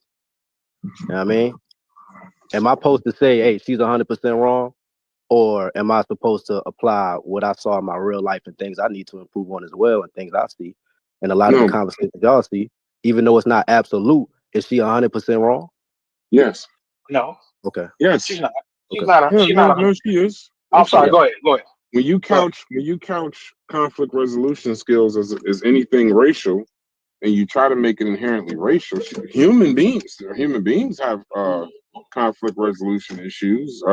Younger people have conflict resolution issues. But I'll never accept when someone says African Americans have conflict resolution issues because you're talking about an Only, she entire didn't say fucking race. only. She didn't use only. I didn't Did say she? only. No, I didn't No, say I'm saying, only. did But she say she that? said, She didn't say black no, people are the you only. listen. I don't know what she said. I just heard what you just said. Yeah, That's that's what I'm what you saying. I don't remember know the what clip she I said. I sent? don't know what you You just remember said. the clip I sent and you cursed me out? I was like, what the fuck? That was the Yeah, Candace Owens clip. no, I don't remember. That's a while ago. No, I Okay. don't remember. That's a while ago. I'm just saying anybody, whether it was Candace Thomas Owens, Sowell. Hey, bro, Candace Thomas Jenkins, Sowell. Thomas Sowell, anybody. Thomas I'm just Sowell. saying, no, anytime you group any human being that makes the statement out of their mouth, African Americans have I don't know. You would be implying that it's an inherent African American issue. Now, then my next question would be: are you saying that we're genetically predisposed? See, this is what I'm saying. Predisposed? Oh my No, I'm God. asking a question. Listen, y'all can get as emotional I y'all want. can't I do just this. got back here. Maybe I'm walking into a powder keg or some shit. But my question will always be: when you say African Americans do something, I need to know why. That will always be my question. And I'm speaking for people that can't defend themselves because my son is a fucking African American. So before y'all motherfuckers who don't know me or my son tell me I got conflict resolution issues, I'd like for you to explain to me how you apply that to all of us. That doesn't make that's similar to that black on black crime conversation we was having. 6% of the population of the 6% of that population represents the other 94% of people not doing shit. So no, I'm not gonna accept that. And I hope that wasn't contentious, but I hope y'all understood where I was coming from.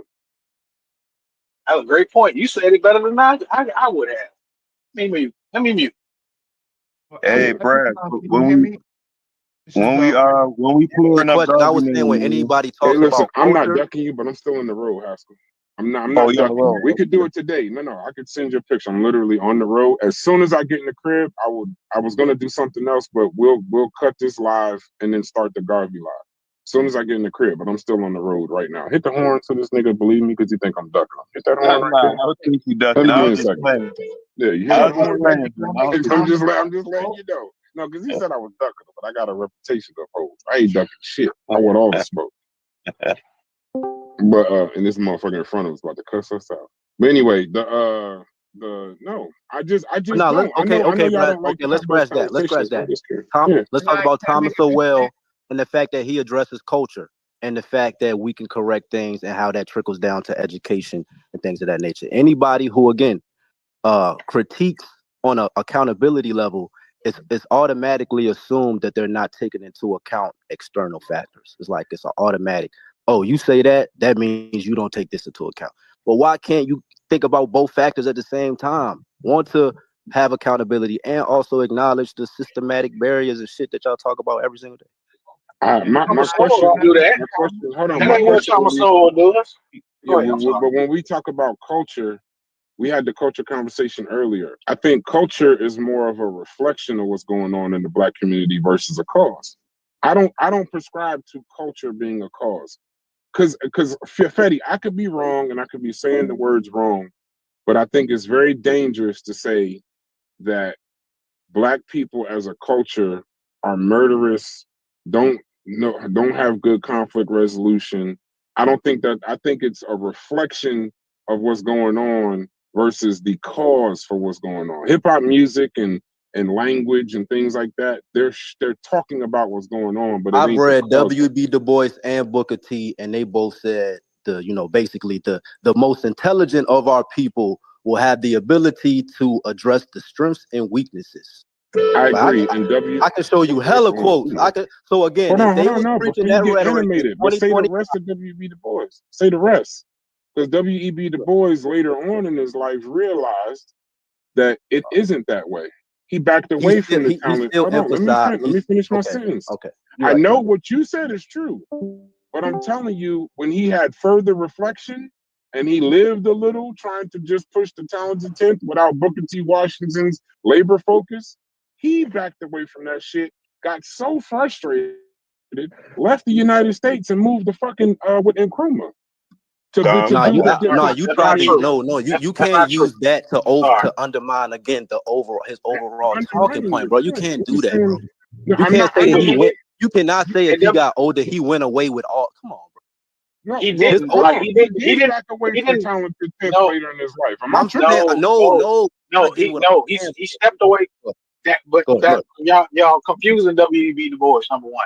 The Okay. talented 10 conversation, as far as him feeling like so the talented 10 conversation was based on him saying that the most educated people in our communities are going to be the ones that come back to the communities and teach, so that the lower portions of the community, or the people that didn't have the opportunities to get educated, can be educated. That was the main focus of the talented 10. Okay, So but I it got wasn't you. the I wasn't only even portions going of focus it, that of the the deep debate. portions into of it. it, All I was the, saying por- was that the both of them, Booker T and WB Du Bois, at a ground level of just black people mastering everyday life. I'm not going into the nuances y'all right, talking about. They're just saying, right, but as that's far as still against solutions, today, there though. has to be a form of It's looking inward.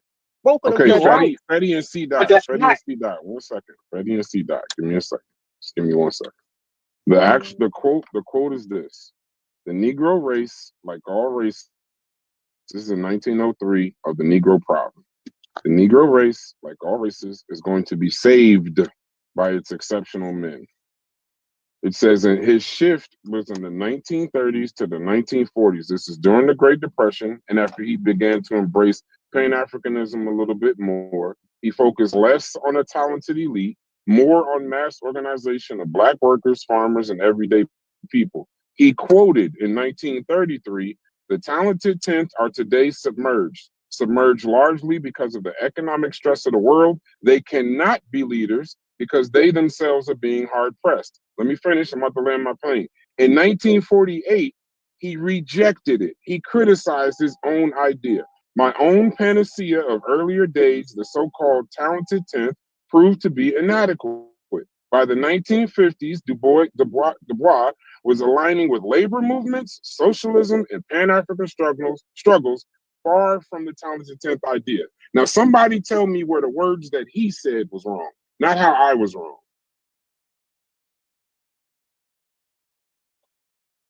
The words that he said weren't wrong. Okay, so then he What I'm did saying to reject the you is that idea later in his life. Correct? Just tell me where he didn't no, reject it, where he just said he did. He said it. I'm not saying this. He said it.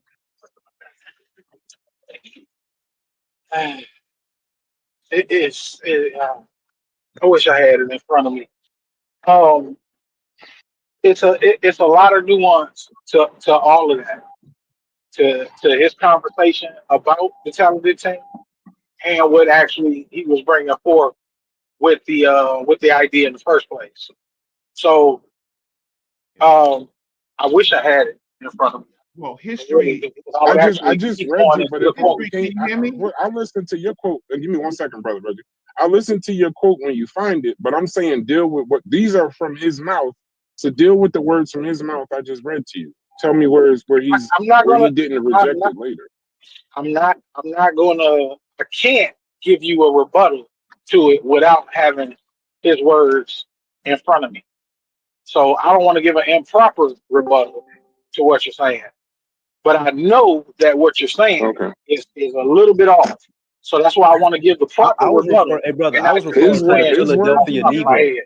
That's what I was Hey, referring to. The listen. Do you know Philadelphia he turned Negro. wait, in 1950, 1960, in Battle for Peace, 1952, he says the power of the masses is the foundation on which the future of any people must be built.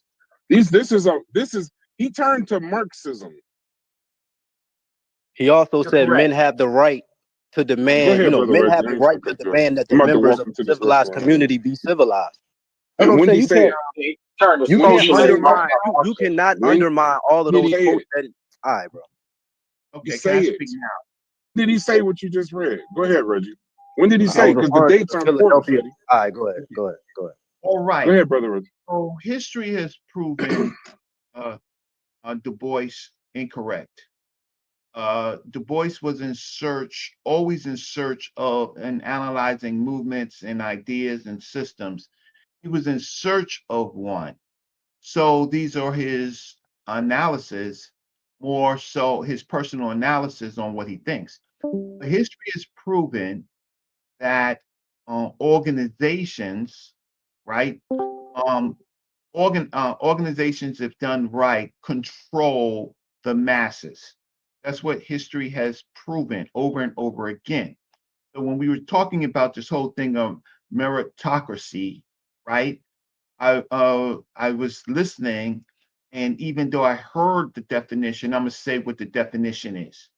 Meritocracy is a system, organization, or society in which people are chosen, promoted, or assigned roles based on their demonstrated abilities, talents, and achievements rather than their social class, wealth, or other external factors. The key to this, it starts with a system, an organization, or a society. In that uh, compartment, then people are chosen to fulfill certain roles because they are solving particular problems. The organization needs to solve a particular problem. And so therefore it is only natural to solve the problem that you find the best people that can help you, right? So, like the United States military or militaries around the world, very rarely uh, there are, in some cases, where people are chosen because of nepotism and social class. But ultimately, when the problem is not solved, they are given honorary roles and they are replaced by uh, a system, organization, or society, or in this case, I was just talking about the military. So, what we fail to do is that one, we do not have a plan based on analysis.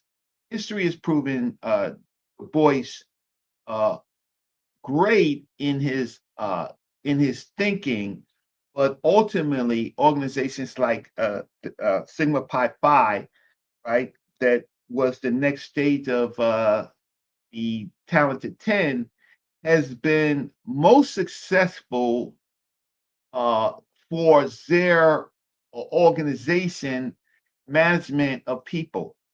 They choose the best people. They have particular rules.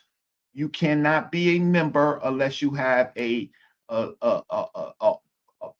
least a minimum bachelor's, but more likely a master's. That you have a professional life that that shows that you are proven problem solver, and that you can now control at least 1,000 to 5,000 people, right?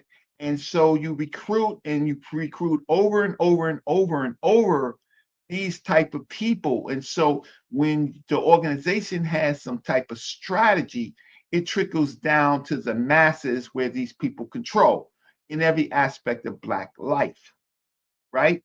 And so they're very, very rigid. And so if you look at the list of Sigma Pi Phi members, they're all minimum in the Fortune 500s.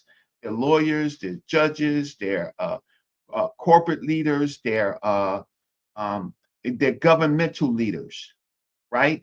And so that has proven to work, and that is just a mirror on the white counterpart organizations. That's just a mirror of them, right? It has been the best that we can do, right? But it was successful because they mirrored white achievement, right? So then meritocracy, right, is a norm for them. In the Black community at large, it is highly unorganized, highly fragmented, right? It needs leadership. It doesn't have a plan, right? So we could be upset about that.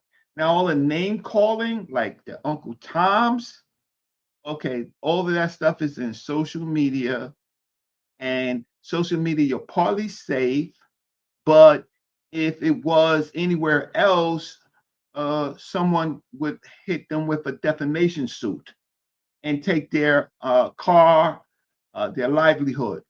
But because social media is not a real system, organization, or society, or government, anybody can say anything on social media, right? So please know that social media is the masses of ideas, but they don't mean jack shit. Don't mean jack shit. What means jack shit is your government, meaning if you live in a majority black city, how strong is that government, right? How and to keep the government in how can I say accountable, you have to study the American Revolution. You have to study the town hall structure, where the town hall structure or the people that come and they assess things that the government may not be doing.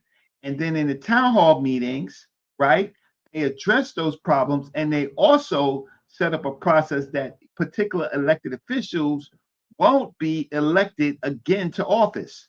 This is how white folks do it, right? They have town halls, they have their government, and then they have town halls. And in the town hall, you drag the elected officials and all the commissioners and the police department, you drag them to the town hall. You don't go to city hall. City hall comes to you, and city hall has to defend itself. So I'm hoping I'm clearing up a few matters. We don't have a plan. What we're doing is not an organization. Looking at how black people have town halls. huh? Black people have town halls. I'm saying that the best of the governments, right, structures have town halls. We need to learn how to make those more effective. I didn't say that we didn't have town halls, but I said that the best structures use these kind of structures. The best organizations, governmental system, or they use these structures. I didn't say that we don't have town halls. We absolutely do, but because we are mirroring something that works. That's how the Mormons, right? The Mormons, the rose to power, the Italians, the Irish, right? And other non-white groups that became white, right? Because Italians were guineas. Remember, they were guineas, right? They used this structure, and then they used sometimes their underworld and other access points to strengthen it. So what I'm saying to you all is that we are unorganized. I'll stop. And thank you for letting me speak, and thanks, Brass, and thanks, Logic, for your support of my kid. Well, I can agree with that. I can agree that black people are disorganized. I think that it's the reason why we're disorganized is because we're fragmented. Um, you got so many different opinions about shit. Don't nobody want to actually stick together on what actually progresses black people, because we all gonna differ, or we're gonna have a different opinion on what process we need to take in order to benefit black people. So that's part of the issue. Um, I don't think he really addressed the whole Sambo and Coon statement too tough, but I mean, it don't matter. Those are personal attacks that I said only can live in the unorganized social media kind of context. You will not have someone call anybody a Sambo in a government structure or a corporate structure or an organization that is important, because once that is done in that venue, that person will be sued. I did address it. You can't. That person will be sued for what? Defamation. I said that. See, the laws of the United States. Not a form of defamation, though, brother. That like name calling is not a form of defamation. Like just saying somebody's a Sambo is not defamation. I would have to actually be telling a lie on somebody in order to be confirmed. Sir.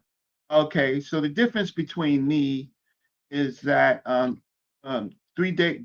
For the last year, I've been involved in a defamation case for a Jewish guy that was called a nigger, right? And my pleadings is my pleadings for him, and I'm not a lawyer, has survived. I've gotten rid of 4 lawyers, right? And I'm working on sanctioning the defense's last lawyer. Defamation, you will have to tell me, because I know, right, what defamation is. Name calling in itself is not defamation, but if it's in an organizational capacity, then there is harm. If it was broadcast, right, to the public, there is harm. And what I'm talking about is not social media per se. I'm talking about organizations that feed people, organizations that control economics, organizations that control transportation. I'm talking about or organizations that provide some service. In that capacity, in law, there is no special damages, right, that you have to deal with, right? Because it's organizational. You're harming someone's ability to do their job. I get that. I get that, but I think we're talking about in the context of YouTube, or we talking about in the context of black people talking about other black people who are antithetical to black causes in the black community.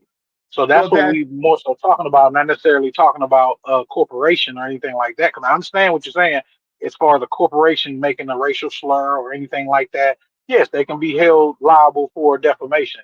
But if you, like I said, in the terms of people just having a conversation, you can't sue me for defamation for calling it a Sambo, because okay. that's my So personal opinion. here is the test. Here is the test. Okay, so for example, there is a live case with Yvette Cornell and Antonio Moore against Harvard and the Kennedy Center, right? Where they took out many of their statements and said and said some untruthful things about Yvette Cornell and Antonio Moore. That is a live case, right? Now, social media, again, is not an organization, it's not a society, it's just supposedly free speech, but sometimes it borders past that. For example, if you call me a name, you say I'm sickly, and you have a channel per se, right? Or you're on a chat and you're doing that to harm me to benefit yourself, I could sue you for defamation, right? Now, I could probably win on technicalities because if I'm in New York, I will drag your ass to New York. You better, once you're served, you better come to New York. You don't come to New York, I am going to get a default judgment without the merits of the case, right? So you be a big social media and you say something untruthful about me that damages me, again, I will drag your Right, ass to New right, York. right. But that's defamation. I get what you're saying on that. But I call a former legislator down here in Atlanta named Vernon Jones. I make regular accounts. I make regular basis. I call him a coon and a sambo. Why? Because he's antithetical to black people in the city of Atlanta and in Georgia, in the state of Georgia, period. So I regularly call this former legislator a sambo and a coon, even to his face when I see him at events in Atlanta. So, and there's never a point in time to where I've ever gotten a piece of paper to say, hey, it's defamation for you to call him a Sambo or any of that type of stuff. Like he said more stuff, more things about me as far as like non-truths than me calling him a Sambo or a coon. So he talked about my family, all type of personal things. I call him a Sambo and a coon on a regular basis. and have never been prosecuted for it. So No, that's no, what I'm it's saying. Like I don't think that it's something that we can lean back on the I'm law and in say, court right now. So I wish I could show you my court papers, but I cannot. But what I'm saying to you is, watch how you do it. I would advise you not to call him specifically out on what he does, but do not name call him, right? "Oh, I'm And getting shirts made." and do not think at some point, because people get angry, and if they have the money, the problem is if he drags you into court, then you're going to have to represent yourself and get a lawyer. So to prevent that, you would choose your words a little bit more carefully so that you could Not really. I'm gonna just reverse it on him in court. So as soon as he calls himself trying to take me to court for using my freedom of speech, then I'll just reverse that around and he'll pay the expenses for all of it. Okay, but both of you have to be meritorious on your case. So the thing about it is, that's your idea, and I'm not saying you're not capable, but I did say you have to do two things. One, you have to represent yourself, right? Or you have to get a lawyer. The average lawyer fee is $450 an hour, right? Per lawyer, and then you have to pay for paralegals and other, and then you have to pay more for your motions and court appearances. Now, I'm pretty sure you seem to be able to represent yourself in the court, but that's going to take never. Huh? You know, I would never represent myself in the courtroom. I would have a lawyer to represent. So then you have to pay $450 an hour. No, I have representatives. I mean, you know, how much I pay is, you know, I guess between me and my team, but I wouldn't. That's not a worry. Like that's not a situation where I'm worried about, because, like I said, I'm not breaking the law by calling somebody a Sambo or a coon. No, you may be, you actually may be, but here's Sure, the thing. I'm pretty sure. I'm good. I'm not so sure. I'm not so sure, because you know why I'm not so sure? Because I live for this.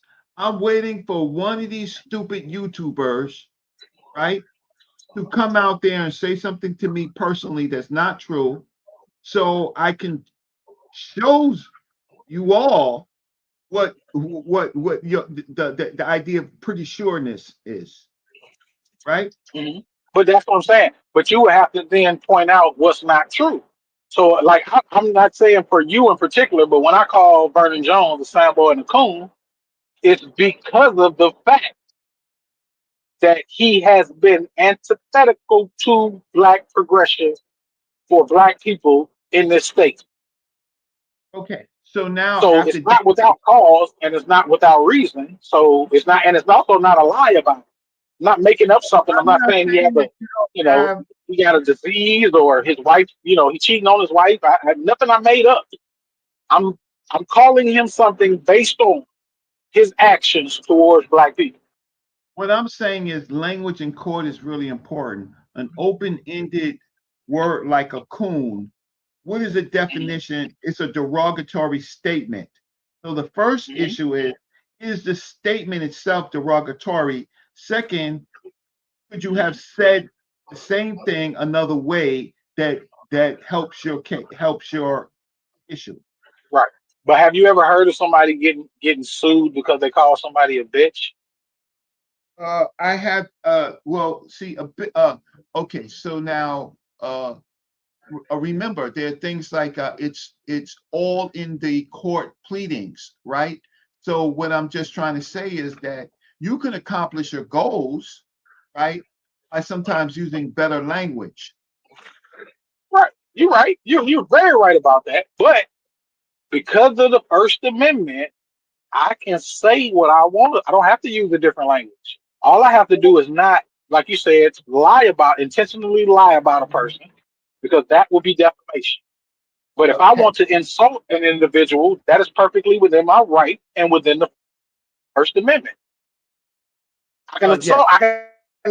I can assault a police officer. I can call him a bitch ass motherfucker, all that type of shit, and he can't do shit. Why? Because it's my First Amendment right to be able to say what I want to say. Okay, and so so remember one of the latches to defamation is as long as this if the statement is true, right, and you can prove it, you don't have to worry. Now, with the problem is if you're calling a person a coon and you're saying they're not serving black people, well, as somebody who knows a little bit of law, what they will do is they will gather up more affidavits than you know that they could, and that you would have to gather up the same. This don't even make sense. What you a barber? What don't make sense? I'm cutting hair right now. Damn. I'm cutting hair right now. I'm mute. Reggie always throwing shots at me. He crazy. Because you jump up and you can say it in other ways. I'm not throwing shots at you. I'm just saying you can say it another way. So I'm listening. I apologize. First, I apologize. Second, I'm listening. Thank you. About what I'm saying, like you saying somebody can be sued for being insulted, like that. How would you do that? I can curse a person out. You know what I mean? I can tell a politician that they're not serving my community. How do they can't turn around and sue me because I made an assessment, whether true or false, about their duty to a community. Politicians and stuff get called out all the time. You dig what I'm saying? Like you have the right you can't go around suing somebody because they disagree with you on whether you creating policies or doing things for certain communities. How can you sue for that? Okay, so here's the thing: is the difference is that you can make your critiques, right? But calling them a particular word, right? A particular derogatory word, you could accomplish your goals of criticism without calling somebody. I agree with that. You agree with me? me? But we're talking about suing them for it. Right. Like, how does that work? That's so what I thought you was attempting to prove. Yes. So the thing about it is, if you do it in such a way where many of the statements you're saying is not true, right?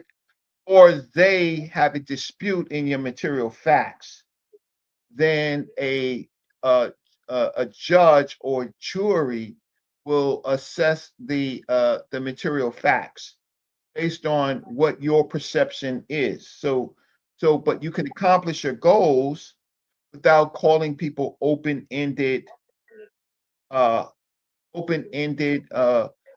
See, the problem is open-ended labels and conclusions do not survive plausibility. Your criticism could probably survive, but not the name. For example, let me give you an example, right? Okay. Why the FBAs will never ever be successful in any court proceeding on reparations or anything is because the FBA is a conclusionary label, right? Meaning that all the foundational Black Americans are deceased, right? They are all deceased. So if I say something about the current FBAs, they're not the FBAs, they're descendants of FBAs because the original FBAs are all deceased, right? The last one probably enslaved African or anything, died, right? If you want to do with slavery they probably died in the 1910s, 1920s. So this group is a label. You understand what I'm saying? No. What part don't you understand? That ain't even make sense. Why don't it make sense? Because you are what your forefathers were, right? The reason why you claim African American is because of a lineage, No, right?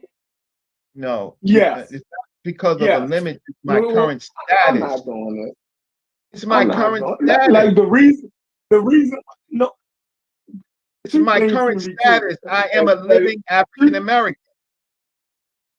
Right, but and that goes back to how do you prove that you're an African American? What Because makes you on the qualify census that you're an report, I African American? click because on the census They ain't got report, nothing to do with no damn. yes, because see The reason the problem is that in we live in the United States. We have to click things to verify. Whereas is only thing you gotta click is that you're an American. You don't have to say you African American or nothing. The only relevant question is whether you are an American. All of that other stuff is arbitrary for the most part. Oh yeah, but why does the government? Yeah. So now you gotta calm that down. The government can put anything because they know people like to label themselves. But you don't have to do that. You being an American is equivalent for anything that you want here. Okay, you saying that you're African American or Black or Native American, all of that is secondary. That's added information if you want to give that. I love this, Chef. I love this. You know why? Right? Because it's dialogue that can help. So, what's the point of discrimination suits if we're all Americans? That's something completely different. No, it's not. You know what I mean? Because in the discrimination, you have to say that you are a protected group. Hold on. You say you're being discriminated on because of your rights as an American. It's being violated. No, because you're a protected group in America, which is the African American. No, that's not true. That's Why not is it true. not Any true? group, you don't have to be. You don't All have groups to are be protected in America, though. You don't All have groups to will be be a protected. group. Yeah, you Not all groups are American. That's protected your in protection. America. That's why we lose. No, the fact that you're an American is your protection. Hey, Once you sir, prove that your American rights have been violated, that's what gets you that. Sir. Yes, it's constitutional rights. Once your constitutional rights have been violated, The difference between me and any of you is that if you look up my name, Reginald A. Mabry, right, under Google Scholar, you will see a case that I did for discrimination. You will see that there is 141 citations on my case. That means 141 litigants use my case in either way, right? So I am the standard in plausibility in employment discrimination in the United States right now. My case has 141 citations.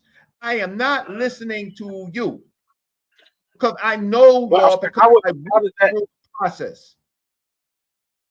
Yeah, So but how does that exclude the constitutional rights of the people in the country? Because he's still talking about constitutional rights. You saying the protected people under the you protected under the Constitution. So if your constitutional rights are being protected, I like that. What constitution? What constitution statute says this? Says what? Are you serious? That your rights have to be protected as an American citizen? You have the Equal Protection Clause in the 14th Amendment, right? And it has certain latches to show basically what a protected person is, right? But that's not all people. Explain it. No, give me an example of protected people. You said all people are protected. I said no. No, I'm saying Americans are protected under the Constitution. So if your constitutional rights are being abridged upon, then yes, you have a case. Like you don't have to. I don't. That's what I'm trying to understand. The protected people that you're talking about, you're protected under the Constitution. So, like, are you saying that it's a certain people that are in the Constitution are the only ones that can use this, or like that's what I'm trying to get understanding. I'm not really trying to go against what you're saying. I just don't get it because what Chef was saying was more accurate is that people are protected under the Constitution. Black people fought to be protected under the Constitution. Okay, so here's Right. this is why this is so problematic, right? Because I asked you to tell me where the protection is under the Constitution and how that works, right? But you say, and then on the issue of protected, but who is protected, right? There's a latch to being protected. No state shall deprive any person of life, liberty, or property without due process of law. There is your protection. So your protection is only that you have the right to go to court, right? That's your that's the only right that you have. That you have the right to go to court. That's all, right? You don't get automatic protection. You have a right to show to a court of law, right? Where did you get your law degree at? I don't have a law degree, but I have 141. Oh, okay. Okay. Wait. I have. Do you understand that if you type my name up and it goes to employment law, any employment law case in right now in the United States will cite my case? Why? Because I have 141 citations. So my issue is part of the United States, laws when it comes to employment. You don't believe me? You type my name up. Go to Google Scholar, click federal, type my name, Reginald A. Mabry. And you will see I'm not disagreeing with that, and I feel you, but I'm saying you ain't making sense right now. Because like you're not you might got all of it. I'm saying what you just said previous is not making sense. How black people are not protected under the Constitution. Like we don't understand that. You said that we're a protected group. What do you say? You said that we're all Americans, right? Yes. We're all Americans, right? You want to see my passport? And that yes, huh? Yeah, we're all Americans. And I told you that the United States, right, segments its population based on classifications. Those classifications matter when people are when people's rights are violated, right? So when you're under a particular classification, you have protected status.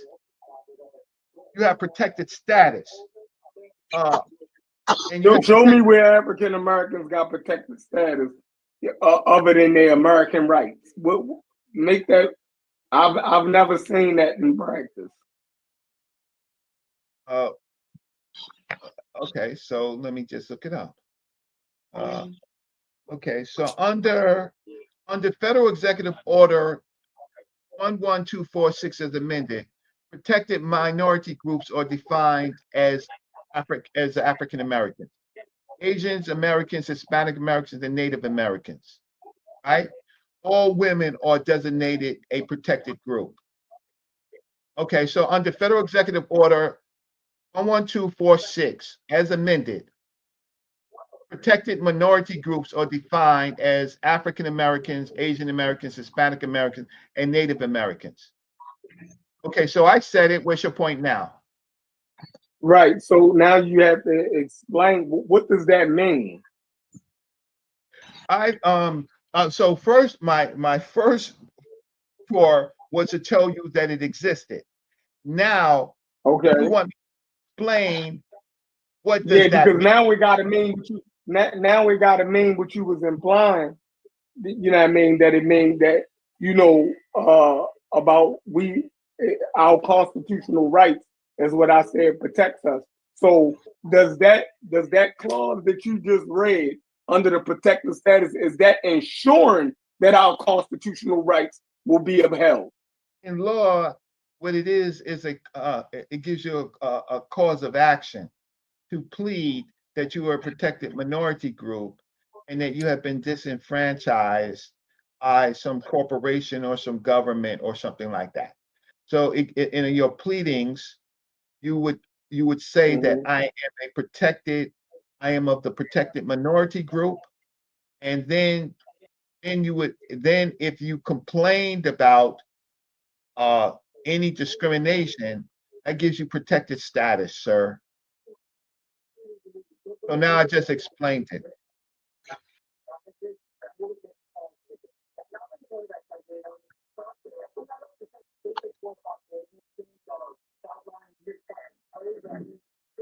So what was your point? I didn't have to make a point. I didn't have to make a point. What I did was read to you what the law is. I didn't have to make a point. What was your point? No. You were talking about how FBA is ain't nothing because all foundational Black Americans are dead. And I said, well, how was you African American? And you said it's because of something about whatever you were just talking about. Yeah, because and I said, you don't even have to claim African American, and you still have your rights. I know that was my point. Okay, so what I'm saying that the FBA is a label that doesn't have any plausibility because they are not the people who they're saying they are. Foundational Black Americans have already been deceased. What you are, if you claim that you're a descendant of the original population of Black people or African people that came to this country. So you are a descendant, right? And regarding the African Americans, the last reparation case, Posner said that a harm to your ancestors is not a harm to you, right? So it prohibits you for claiming something that happened to your ancestors in law. You have to show your own harm. We can show our own harm, right? Without using our ancestors, because it's continuous. So do you agree? Do you agree with that? It's not whether or not I agree with it. It's no. That's the question that I asked. Over, but I am a problem solver. That if what I suggest to our people is not to use conclusory statements that don't directly apply to us, so that we won't have to defend it. So I would not use ancestry. I would not use descendants, and I probably wouldn't necessarily use Black, but I would use African American or Black American as a current class, living class that I am, because I check the box, because I'm often required to check the box, because my birth certificate puts me in that class, and that is a protected class. That don't even make sense, because some of the motherfuckers, Louisiana were part of the United States at one point in time. Gullah, I'm so sorry. I apologize. Are old white people, old white person, wouldn't they be classified as a protected class? No. What about LGBT? What about gay people? Yes. They are a protected class. Yes. So why wouldn't old people be in that protected class? Isn't age a requirement? Yes, old people are. That's what you call age discrimination. Right, exactly. So an old white woman will be able to use that in their benefit. Anybody old, anybody above 50, but your racial classification doesn't matter. You wouldn't use. Right, but what I'm saying, race is also a part that's incorporated in the protected class. It'd be race, gender, age, all of those type of things, and it's basically Okay, just for to say example, that in your you can't pleading, discriminate against these people. in your pleadings, if, for example, a white person was discriminated, an older white person was discriminated against by a group of black people in jobs or in a organization or in a government, that white person, Asian person, old Asian person, white person, they could sue those people because if they can prove that they were discriminated, they were singled out because of their race, their color, their religion, sex, their national origin, then they could sue. So then they would be, yes. So then after that, they would be protected. But what I'm saying about the FBAs is that you are not an FBA. Our ancestors, our ancestors you might want to say, if you want to say that they were the original inhabitants of the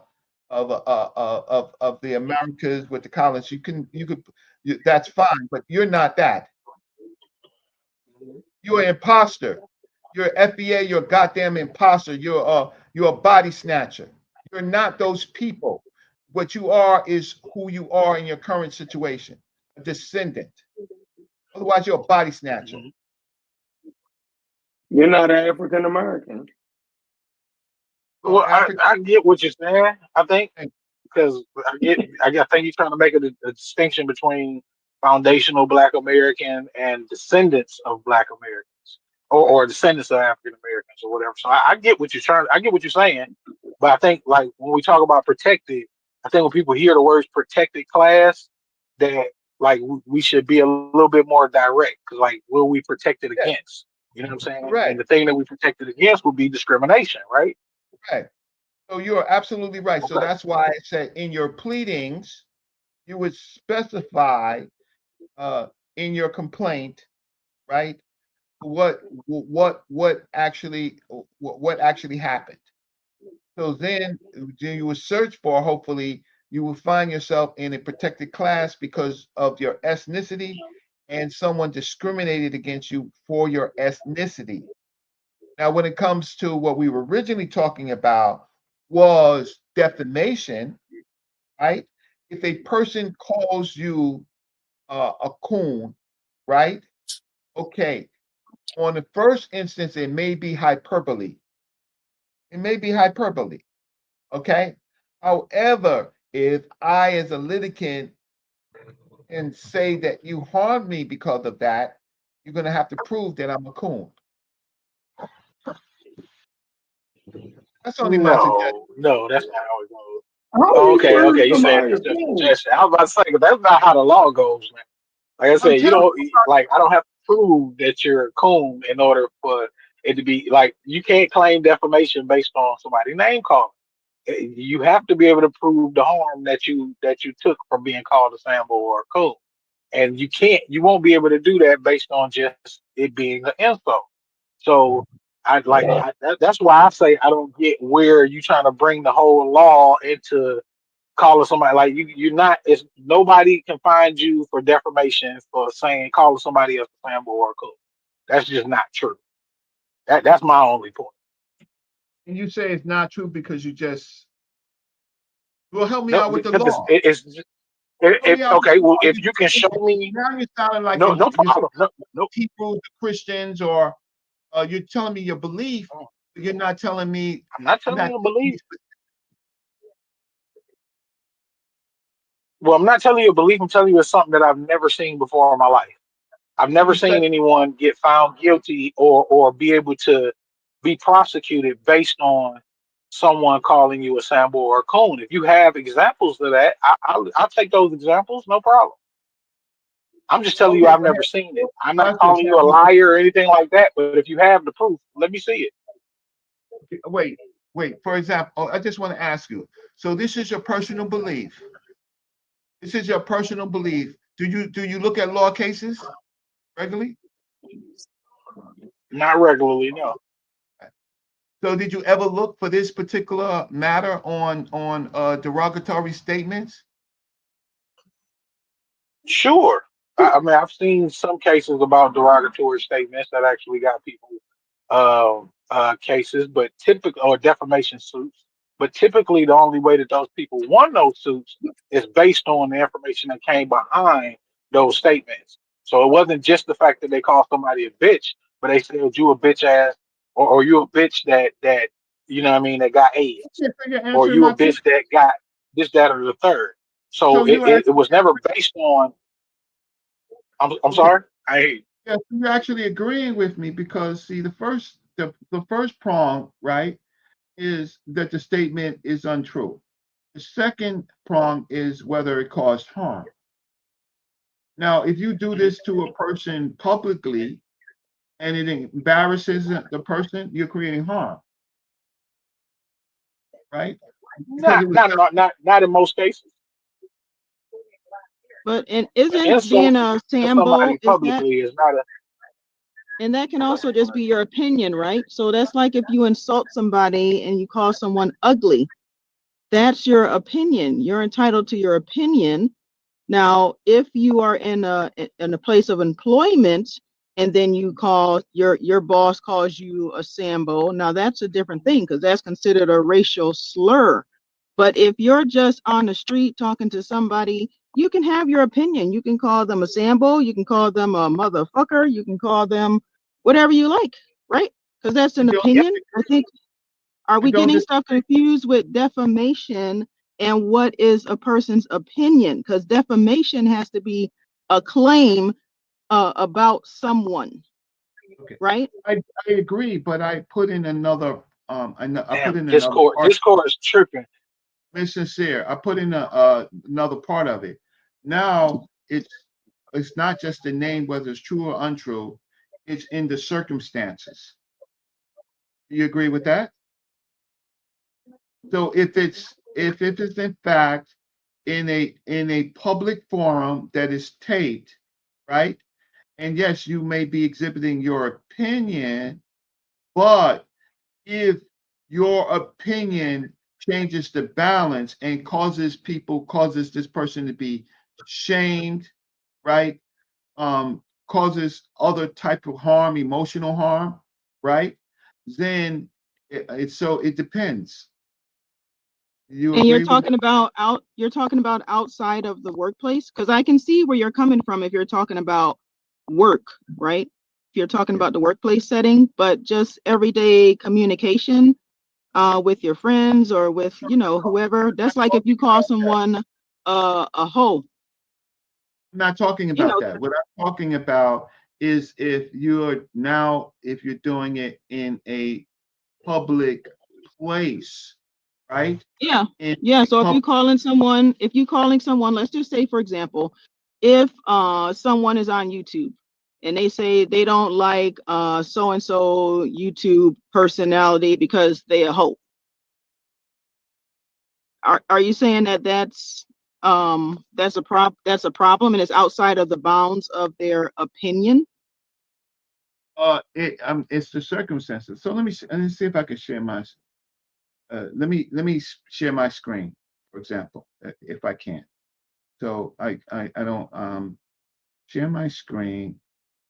Should have did it on ChatGPT because most people know ChatGPT, but I'll do it here.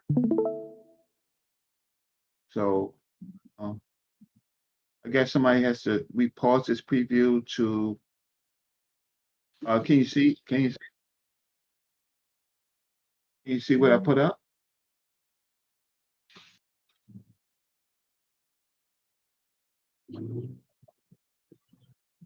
Can you see what I put up? Yes. Okay. So someone called me a coon and I want to sue for defamation. It's harmed me because it was done in a public place. And I want to say, can I sue? It is possible to sue for defamation if someone calls another person a slur, like coon in a public place.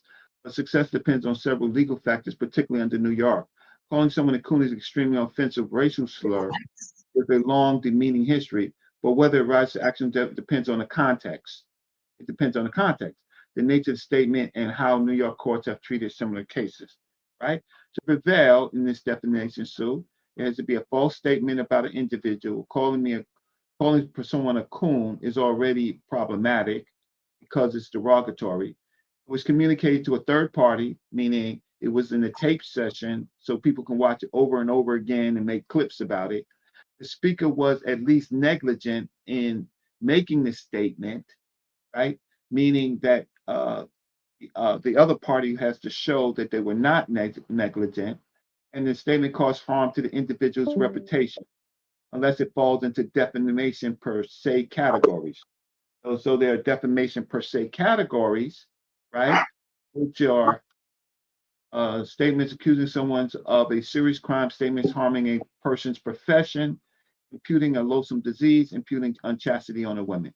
Now, this statement harming a person's profession, racial slurs, even highly offensive ones, generally do not fit in the categories by default, but the courts consider slurs like coon to be deeply hurtful, like slurs like Uncle Tom and coon. They may interpret them as expressions of opinion, not fact, a critical distinction since only false statements of fact or action voice disorder. Public insults and emotional distress. If the language used goes beyond insult and harms on individuals' mental health or safety, there may be potential claims for intentional infliction, right? So while publicly being called a coon is reprehensible and may cause immense harm, New York defamation laws makes it difficult to win a lawsuit based solely on this insult, unless it can be shown to be a statement of fact that injures reputation, opinion, or epithet. So that is the problem. If I can show harm, that It told you everything I already told you, bro. I'm just saying, Reggie. I just said No, all of no. that to you. I actually did. I told you that, like, you can't, like, they just told you right there that just because somebody called you a coon or a Sambo or Uncle Tom does not necessarily mean that you're going to win a defamation case. Why? And Because you have to show and I got a harm. A person question. can base their opinion if they want to. Go ahead. Right. And then I have a question. If someone is stating their opinion, how do you prove in court that someone isn't someone else's opinion? So how would you even prove in court that the person is not a coon or Uncle Tom? What would you have to do to prove that? Just like saying if someone is ugly, how Right. would you, if the person feels that way, that's their opinion, how could you prove that that's not true? Okay, so let me put this up again because I just want to check. I just want to check that you understand that you understand what I showed you to read. Okay, so let's put this up again. And unfortunately, it says, right, it is possible to sue for defamation if someone calls another person a slur like coon in a public place. So it is possible. But success depends on several legal factors, particularly under New York law. Calling someone a coon is extremely offensive racial slur with a long and demeaning history. But whether it rises to actionable defamation depends on the context. So what I said now, the context is harm. The context is harm is where was the statement made? How was it made? If it was made in a public place, right, that it could be communicated to a third party, right, and that the person, for example, did not specify exactly why they're calling me a coon, right, and it caused harm to reputation. The statement caused harm to my individual's reputation, right, unless it falls into defamation per se. So the fact is that the word carries a long history of problems within this society, right? So if you want to call them a name, I would prefer you call them a name that doesn't have a long history in this society. Now, the thing about it, did it cause the person harm? Well, now it depends in the context. So now if you are in a particular place and a person is speaking and talking about the man's indiscretions You're talking about the man's you or yourself trying to harm this person. Otherwise, you would just stick to the issues of what he's not been doing. But once you engage in just name calling to be harmful, then it can become actionable.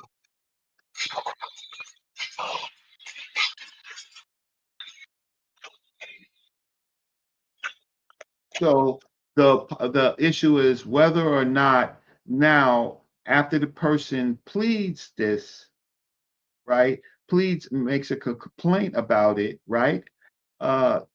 You have now the unfortunate responsibility of defending yourself, and it's going to cost you money because you're going to have to answer the complaint. Not if I win. If you lose, you're accountable for that money. Hear what I You have to said. pay those costs incurred. Hey, you Now didn't I hear heard what what I you said. said. I heard exactly what you said. I did what you're saying. I understand what you're saying. But it's not if I call somebody a Sambo. I'm saying if I call somebody a Sambo, okay, at that point, like that individual who decides to go and try to sue me Yeah. has to prove that it hurt them in some way, shape, or form. That's number one, which will already fail. Because like I said, that's an extremely tall mountain to climb when you're trying to prove that a insult actually did bodily harm or caused financial misfortune or anything like that, truly harmful. Which it will be an uphill battle for you to prove that. I'm actually trying to. Here's the thing: is I'm actually trying to help, right? But I'm trying to help because what I'm trying to say is that it'd be better for you to deal with what the person did rather than to use a label. If you just dealt with what the person did or didn't do, right? And all those type of things, it would be better than calling them a derogatory name, right? But not That's really though. But not really, because if I address what they did and I get it wrong, like if I say, "Hey man, you was I heard about you," you know what I'm saying? Like for instance, matter of fact, with Vernon Jones, okay, he's a piece of shit, and a lot of people, I mean, he had a lot of different cases or whatever, whatnot that was brought up on him for messing with women on the workplace in the workplace and shit or whatever, right? So if I just randomly said something about that and was like, "Hey, you know what I mean? You a piece of shit because you was in there messing with them girls in your workplace." Now that will be something that could be held as defamation. Reason being is because it will be something that if he can prove never happened, then it's a false situation. It's me lying on him. well, Me calling him a Sambo or a coon just speaks to him in reference. It doesn't necessarily say that he did an action or he didn't do an action. If I go into saying what actions he did or didn't do, that's more so of a case against me of defamation than me calling him an insult. Well, I would just can you there's no way that you want to take my advice, but I think some people are listening to me. It'd be better I for you. respect you, bro. I respect you, brother Reggie. Don't take it as disrespect, No, I'm man. I'm not. just, you know what I mean. I'm just saying there would be better practice going forward to specifically deal without calling him names what this person did and why this person should not be in office. Because if some people have throwaway money. So if I have throwaway money, like $100,000 or some throwaway money, I'll put you in court just to put you in court. Because I got Yeah, that throwaway would be money, crazy. and I'll match your money, and hopefully you can match my money. Oh yeah, So that would be crazy. I wouldn't approach it that way per se, because in a lot of situations, like you don't know what that other person's situation is. So in some cases, like myself, like I'm not rich, you know what I'm saying? I don't have throwaway money as you would say. But at the same time, I know people that don't mind stepping in order to, make sure that I'm straight when it comes to legal action. Right. So if a So person would want to go that route, then that would be on them to spend all that money and throw it out the window just because that person is going to have to pay those okay, legal well, fees once they lose. so what I'm trying to say is that watch this.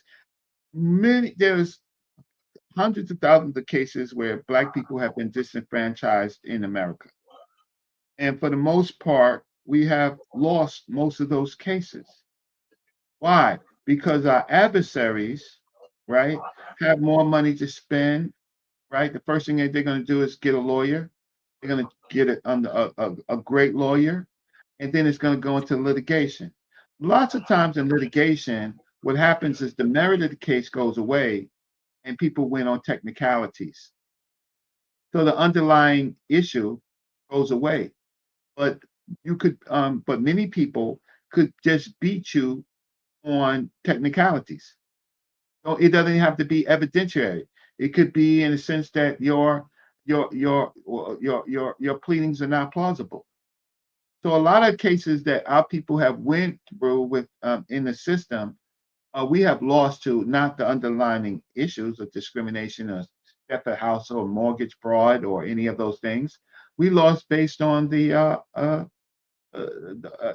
lost based on the on technical issues with our pleadings, right?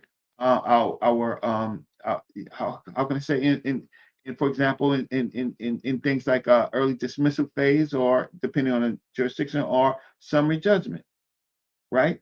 Because they have handsome motions and your motion is not so handsome and they may have influence in society with the courts, right?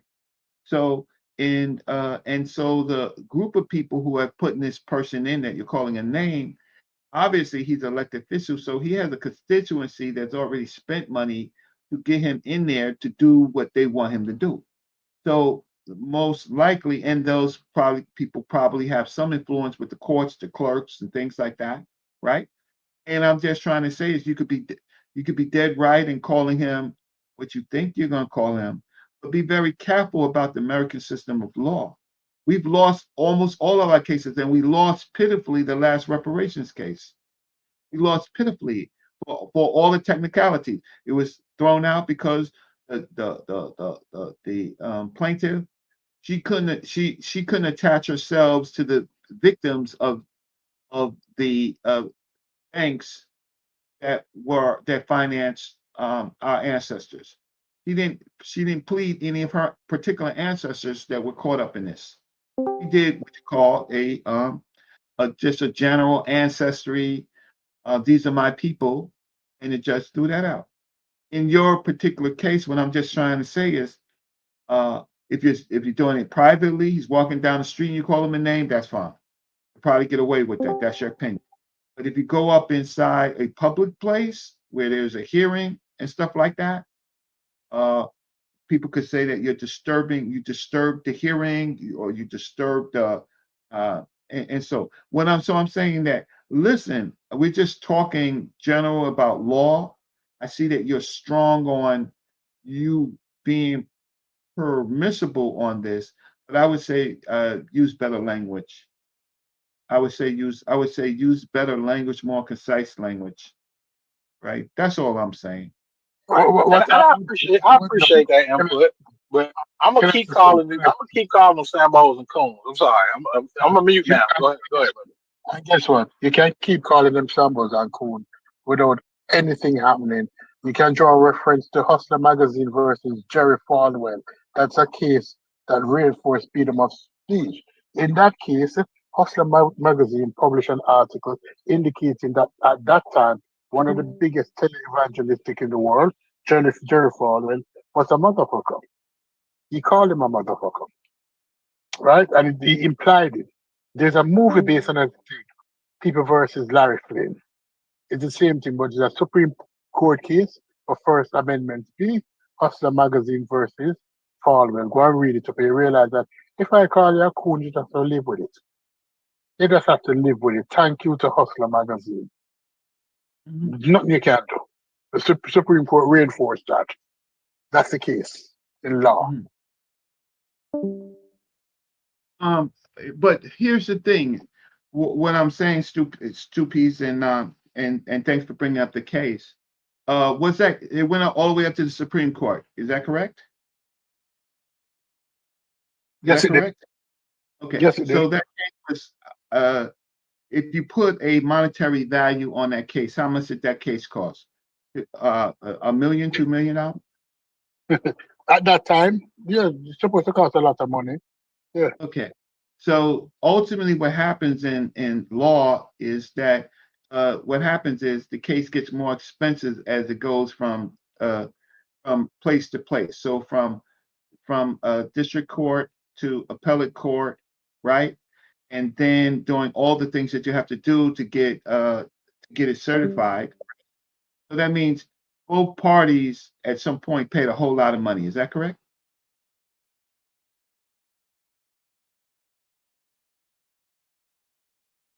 In litigation, did both parties pay a whole lot of money in litigation? Yeah, but the beautiful thing about that is that because it has been, what's the word is now? It's already been decided. No lawyer is going to take it up. They're going to tell you that, listen, you live with this because this has already been decided in the But I'm past. saying the litigants that were in the matter, it took a lot of money and a lot of time. Is that true? Yes, but it's settled case law that no, that is settled case law. So most people don't even bother to sue unless you're going to talk about their health. You're going to say that they have herpes, like in the case of Carly B versus what's the other girl on the internet, Tasha K. The reason why Carly B won that case is because she made a claim that Carly B had herpes. No, that was Right. interlinked, as you mentioned earlier, right? Yes, sir. But Good. for me, if I just called you something that you can't prove that you are not, or you can't prove that you are, it is what it is. As long as that has nothing to do with your health, I can't just say Michael Smith have AIDS. No, that is a problem. And I don't disagree, but what I'm just trying to say, what I'm saying, it goes in once a person sues, then it goes into the litigation mode. So then there's cost, right? And I'm just you could accomplish what you want without putting yourself in risk for a court, right? Oh, And litigation. I understand what you're saying.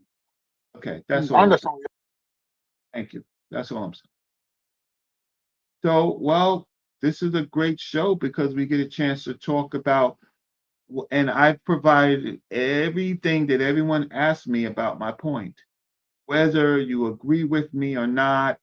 Um, I unfortunately I had to go to federal court and state court, and I know enough about the process that I sometimes help other people for different reasons, right? So the case that I'm currently working with, I've gotten rid of 4 lawyers, and I am working on getting rid of the last lawyer, the who did summary judgment without a notice of issue, closing discovery, not allowing the person I'm working with to dispute material facts. And so, if I can help him win his defense against summary judgment, right? Then the other side is going to be precluded from offering up any other summary judgments because it's been repetitive unless there's no new information. And the funny thing about it is that if you look at the court schedule, right? If you look at the court schedule, there's probably been about 20 appearances. So both parties have to pay. And the side of the person who made the defamation, well, they probably paid maybe about all together with the 5 lawyers, they probably in all appearances, they probably paid about $80,000-$90,000. So I'm just trying to say is that in some cases it just helps if you can accomplish your goals without calling a person something derogatory. Call them another name, but not something that's a known derogatory term like coon and what do you call it? What's the other word? Coon and Uncle Tom. Sambo. And, That's my favorite. oh my goodness. Well, okay. I would ask the listen. Look. My whole thing is those are deep, painful words, and the problem is that you are using them for pain, right?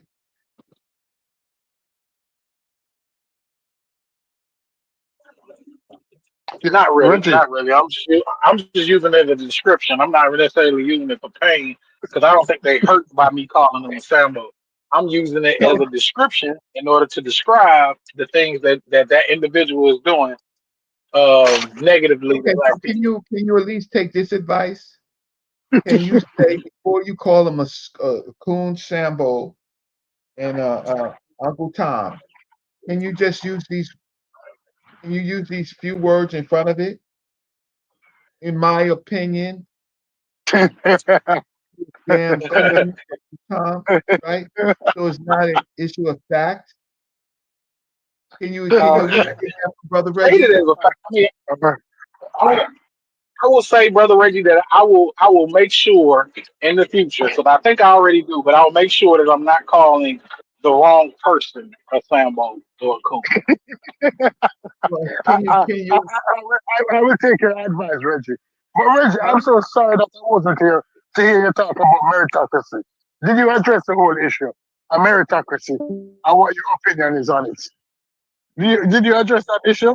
Yes, I did.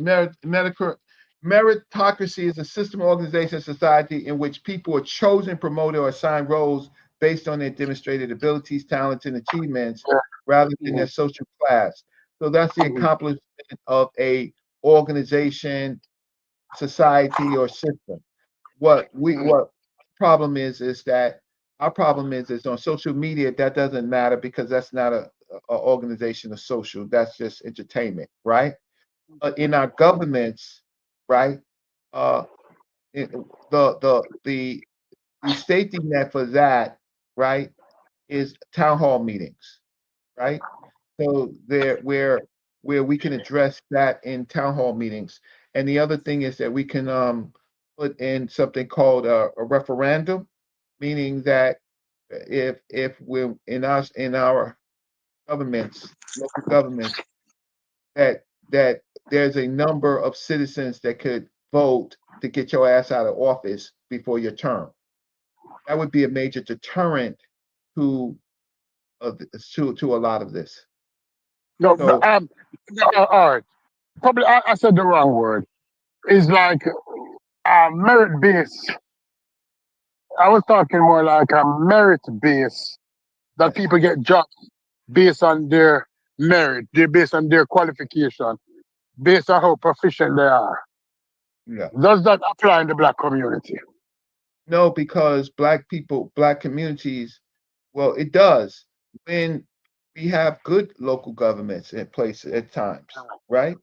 So, but in the ones that doesn't work is because we don't have any other structures like referendums and or town hall meetings, right? So it just so once a person is in and they like for example Eric Adams in New York City, right? Once he's in, right, it's hard to get him out, right?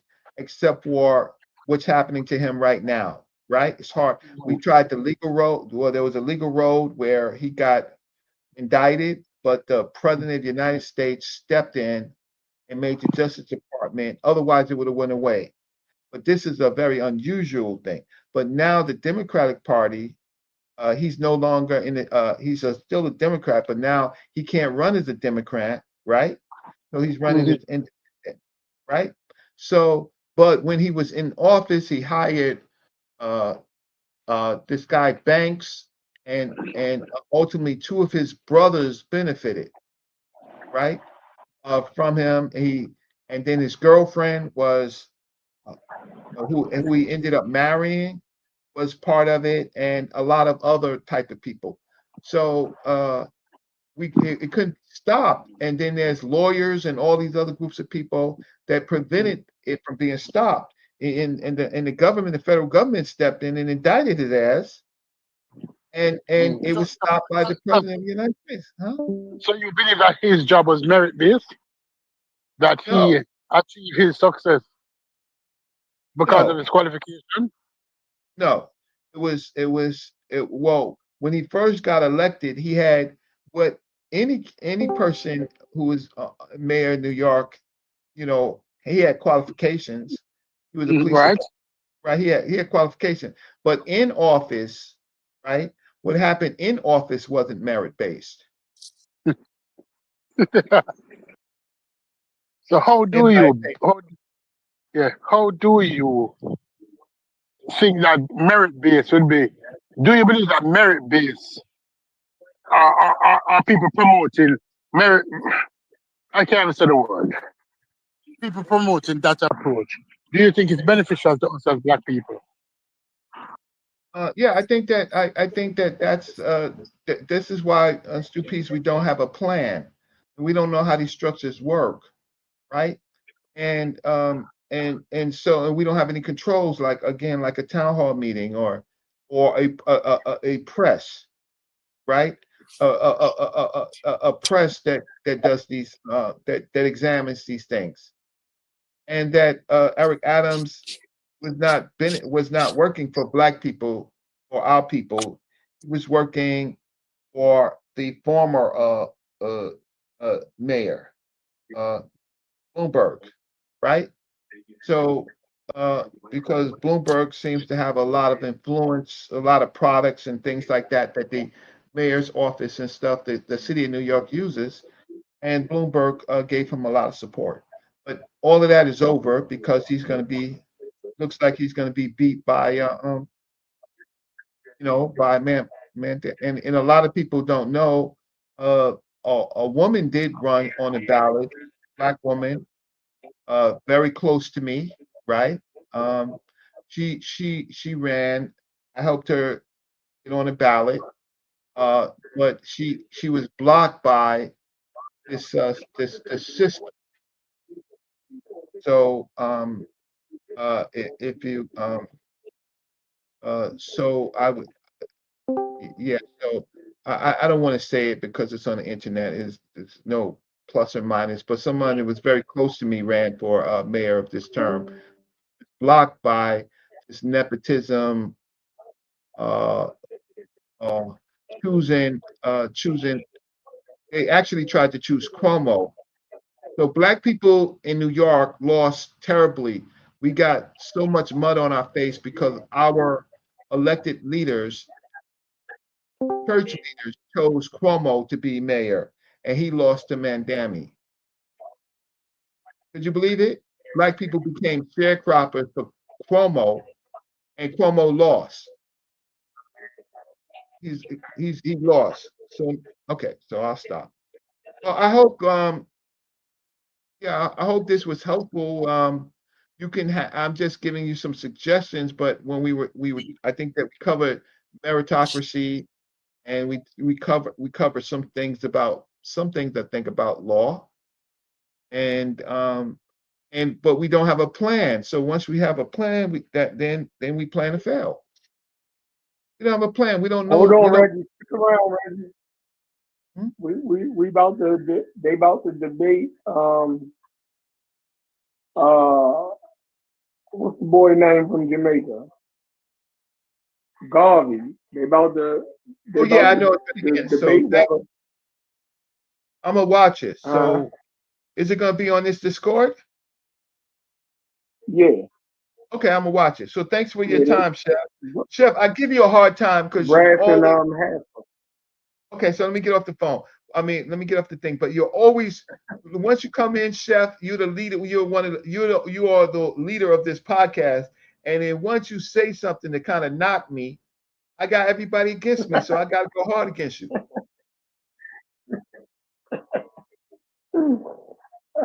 Why I ain't seeing you live in a minute. What you doing? Chef, today's show was a good show. Can't lie. Good show. I'm out. Peace. And I kept me cool. I enjoyed the show today. Thank you. Yeah, it's definitely been a good one. We still waiting for Brass to get in the house when he get his notes together.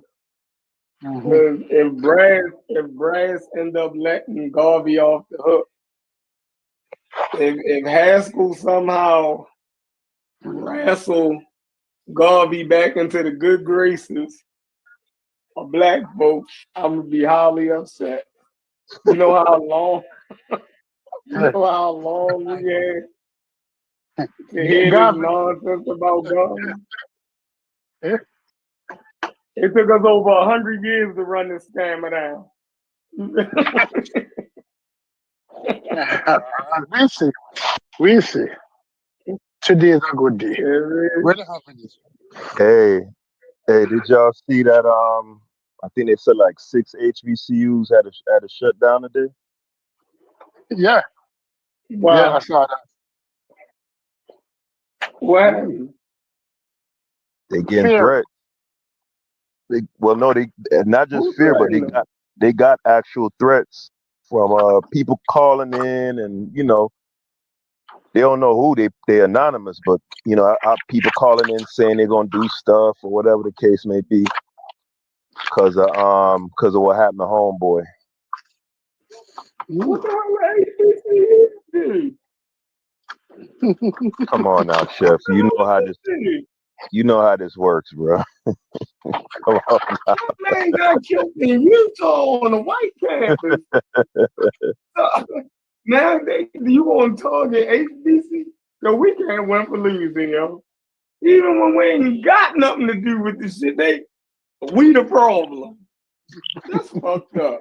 Hey, somebody got to pay, bro. Yeah. No, when people tell you that words don't have power, we see.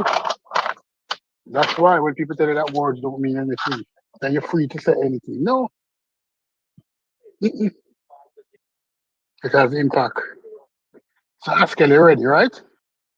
Oh yeah. You know what's crazy? I was thinking about getting information from a whole bunch of different sources, but the gentleman whose article I'm going to be reading from, he got everything is in there. Like he covered every base.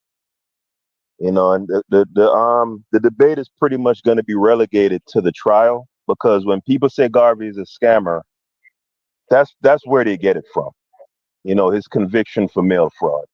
So I don't know if possibly Brass is going to introduce. I told him I want to keep it to that, but if he wants to introduce something else, some other scamming, he's free to do so. But as far as him never buying ships, that's a lie. What else? I think that's like the main thing. Him sending advertisements while knowing that he didn't have ships and all of that stuff. Yeah, it's gonna be a lot of information that I feel like a lot of people have never heard. I know Chef has never heard it, and I'm intrigued to hear what people got to say like after everything has been laid out. Know about that. Don Rig Dog. FBA versus the road boys. Versus the tether class. The tethers versus FBA. Yes. The tether guys. The Tether Coalition. Hey, you know what's funny? What's funny, Chef? You was talking about Joe Lewis yesterday, and you was saying like how the Jim Crow era, how unfair it was, like the court system and everything. I'm like, it just dawned on me. I'm like, how do people miss that with Garvey? Like, it's literally dead smack in the middle of Jim Crow. You know what I'm saying? And he not from here. Yeah, but that don't but that don't mean niggas don't commit crime just because it's Jim Crow either. You feel me? Like racism and shit exists nowadays, and just because I acknowledge that don't mean that niggas ain't out here on bullshit too. Two things could be true. Fair. You know what I mean? That's a fact. Hey, I That's a know fact. Garvey is one of the Jamaican national heroes. Is he on any of their currency? Yeah, he's on the what is it? Stoopy, is it 20? I don't remember, but we was on several currencies because as the Yeah. currency devalued, they put him on new currency. Yeah, But because when I was still living in Jamaica, he used to be on the 20-cent coin, was it? Or the 20-cent coin? He used to be on one of the coins, but like Stoopy said, our currency has devalued so much the last 30 or so years. I know they don't have a 20-cent coin anymore. But he's definitely on currency, Miss Sincere, yes. Mhm.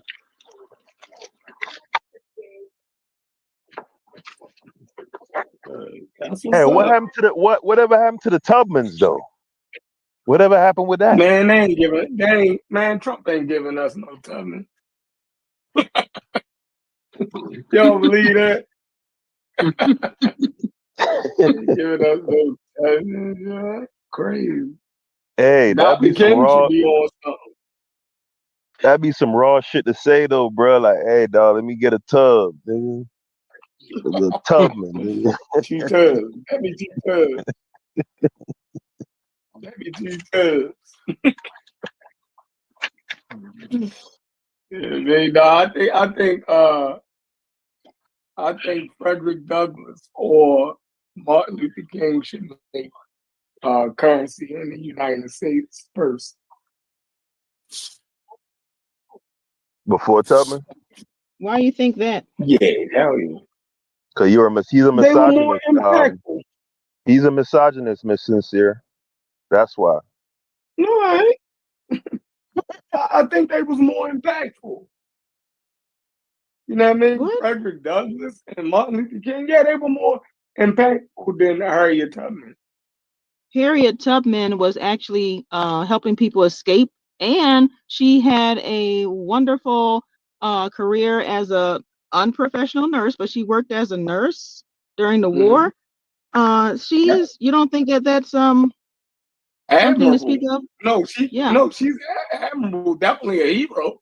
I ain't take, you know what I mean? Definitely, I would never argue against her. I'm arguing in favor of more accomplished African Americans. That's what I'm doing. But I'm not saying she ain't the shit. She definitely the shit. You know what I mean? I definitely rock with her. You Tubman all day. What do you think, or how would you think Frederick Douglass would feel about that? If you had I to think look back. Frederick Douglass would agree with me. What? I think Frederick Douglass would agree that he, you know, is a little bit more than Harriet Tubman. You know what I mean? And I think most people would agree with that also. You know what I mean? I think that's You recency think bias. I think it's recency bias what? is what it is. They all contemporaries. No, Harriet I'm Tubman saying and for Frederick you. Douglass, they contemporaries. No, I know that's what I'm saying. I think because they're closer to our time, you tend to, because Harriet Tubman, no, they weren't. yeah. What's the name is Martin Luther King is way closer to our time than Harriet Tubman. Oh yeah, definitely. But that's why I said Frederick Douglass or Martin Luther King should have a better claim to U.S. currency first. But you know what I mean? Because they will only be the second people that's non-president. You dig what I'm saying? And everybody definitely know Who the Martin Luther first? King. Who the I first think that ain't? Franklin. Is Oh it yeah, that's Franklin? right. Yeah, it is Franklin. Mm-hmm. Yeah, it is Franklin. Yeah. So if you're gonna argue for a non-president, you know what I mean? I think Martin Luther King and Frederick Douglass represented Black people presidentially. You dig what I'm saying? They was our representatives. So what would be the closest to a president for African American? It would be Frederick Douglass and Martin Luther King. What about Y'all Shirley disagree? Chisholm? What about Shirley Chisholm? She Jamaican. Is she? I mean, why would we? Yeah, you ain't know that? Nah, I knew I was trolling. What about Arthur Ashe? Who? Arthur The Ashe. tennis player? Yeah. The tennis player? Are you tripping? Yeah. How the hell would we put a gay tennis Y'all player? playing around too much. Right. You tripping. You can't be Wait, saying who no you Arthur saying? Ashe over Harriet Tubman. Oh, he said Arthur Ashe. Right. Wow. Okay. No, Wow. I definitely think, I don't see how we could put Harriet Tubman over Frederick Frederick Douglass Douglass. or Martin. Yeah, like that's diabolical. So I Like, think it's how do because black men? so because Frederick Douglass had that seminal court case, and I mean, as far as I know, I've never took a deep dive into Frederick Douglass. Pause. Um, but I think because he had that seminal court case, is like, is that pretty much what it's based on, Chef? Or because like, what else? He was the consensus black leader during slavery and Reconstruction. He was the consensus black leader. He was the one that pushed for black people even fighting, for the Union. He pushed for that. He pushed Lincoln, to do that. He's an ex-slave. You dig what I'm saying? He went and argued for our rights in Constitution Hall. He also went all the way over to England, and presented, our case in England, as a runaway slave. I mean, the shit that Frederick Douglass did, like, Yeah. To be he did fair, all of this as a to be fair to fugitive slave. what time did Frederick Douglass live in again? It was post slavery for He sure, lived, right? he did all of this during slavery. Like, what time You get period he that? lived? He lived in the 1840s, 50s, and 60s. Yeah, he made these arguments during the height of slavery. And when was Tubman? 60. Tubman they was contemporaries. Oh, okay. You know what I mean? But Yeah, they was contemporaries. I think like certain doors that he could have went through, I think a woman at that time, they wasn't gonna let her. You know what I'm saying? Certain leadership positions and stuff like that. I agree with that. You know what I mean? But just the sheer impact.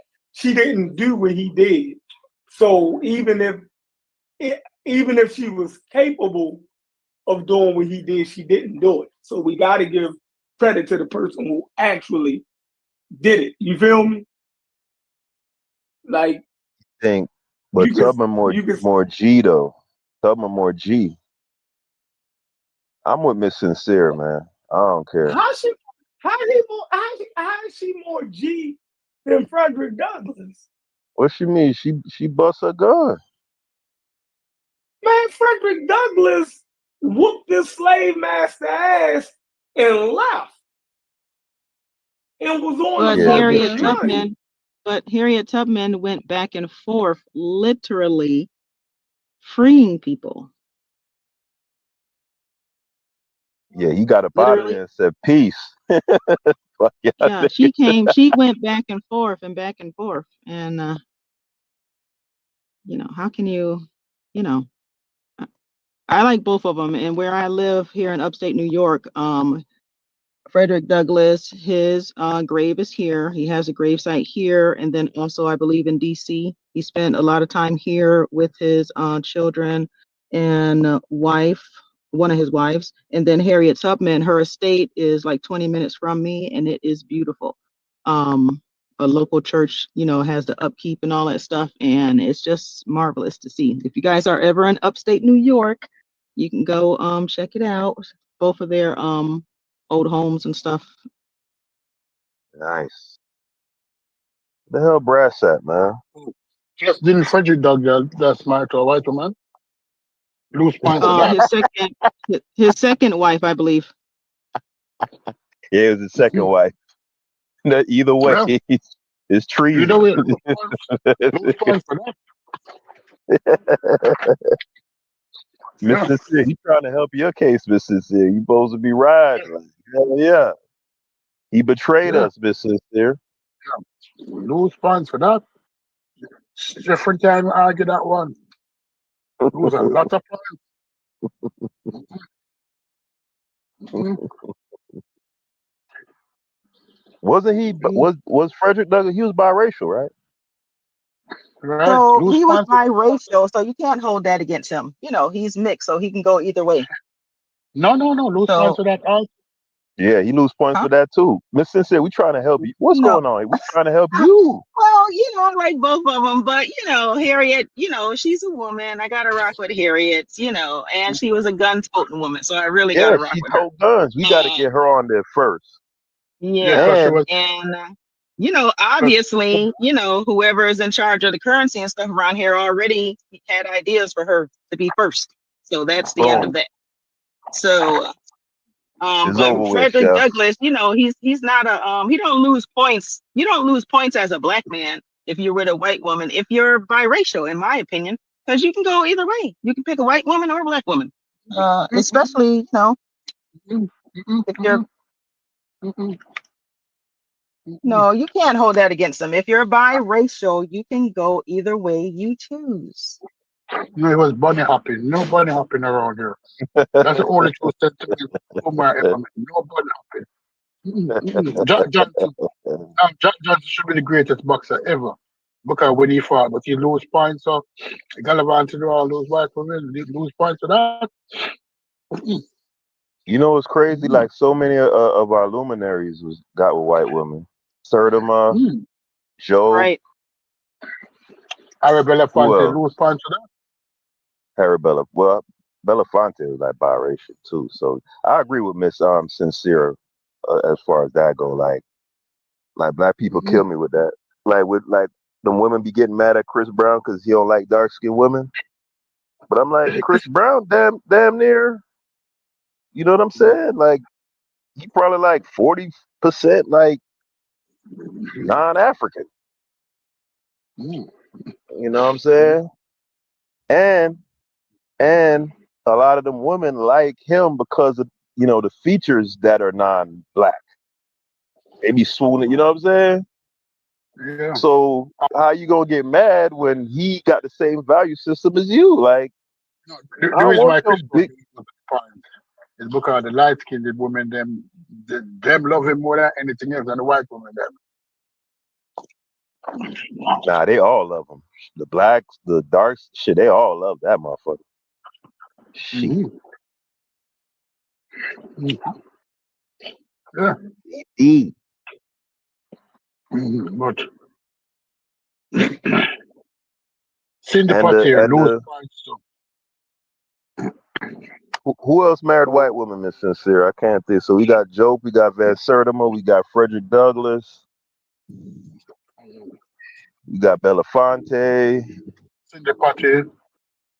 Sidney Poitier. Well, I'm talking about like scholars and No, but he was Cindy activists. Poitier. Cindy Poitier is an activist. He's one of the biggest activists ever. Civil rights activists. Some lose points.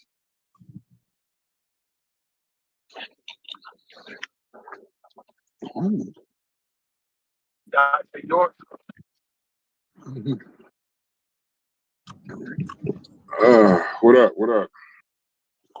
What's happening? What's going on? I'll be in the crib in 2 minutes if you still up for it. Of course, man. I'm waiting to lay hands, Yeah, man. I think y'all done killed the crowd. Crowd is done, but we can still do this Nah, live. it wasn't us. It wasn't us. I know who it was, but I'm not gonna say no names. It went from 40 to it's like 3 people watching. Yeah, I'm not gonna say no names as to who I believe killed the audience, but I think everybody knows what I'm alluding to. Would you say it was a good conversation? Would you say it was a good conversation? No.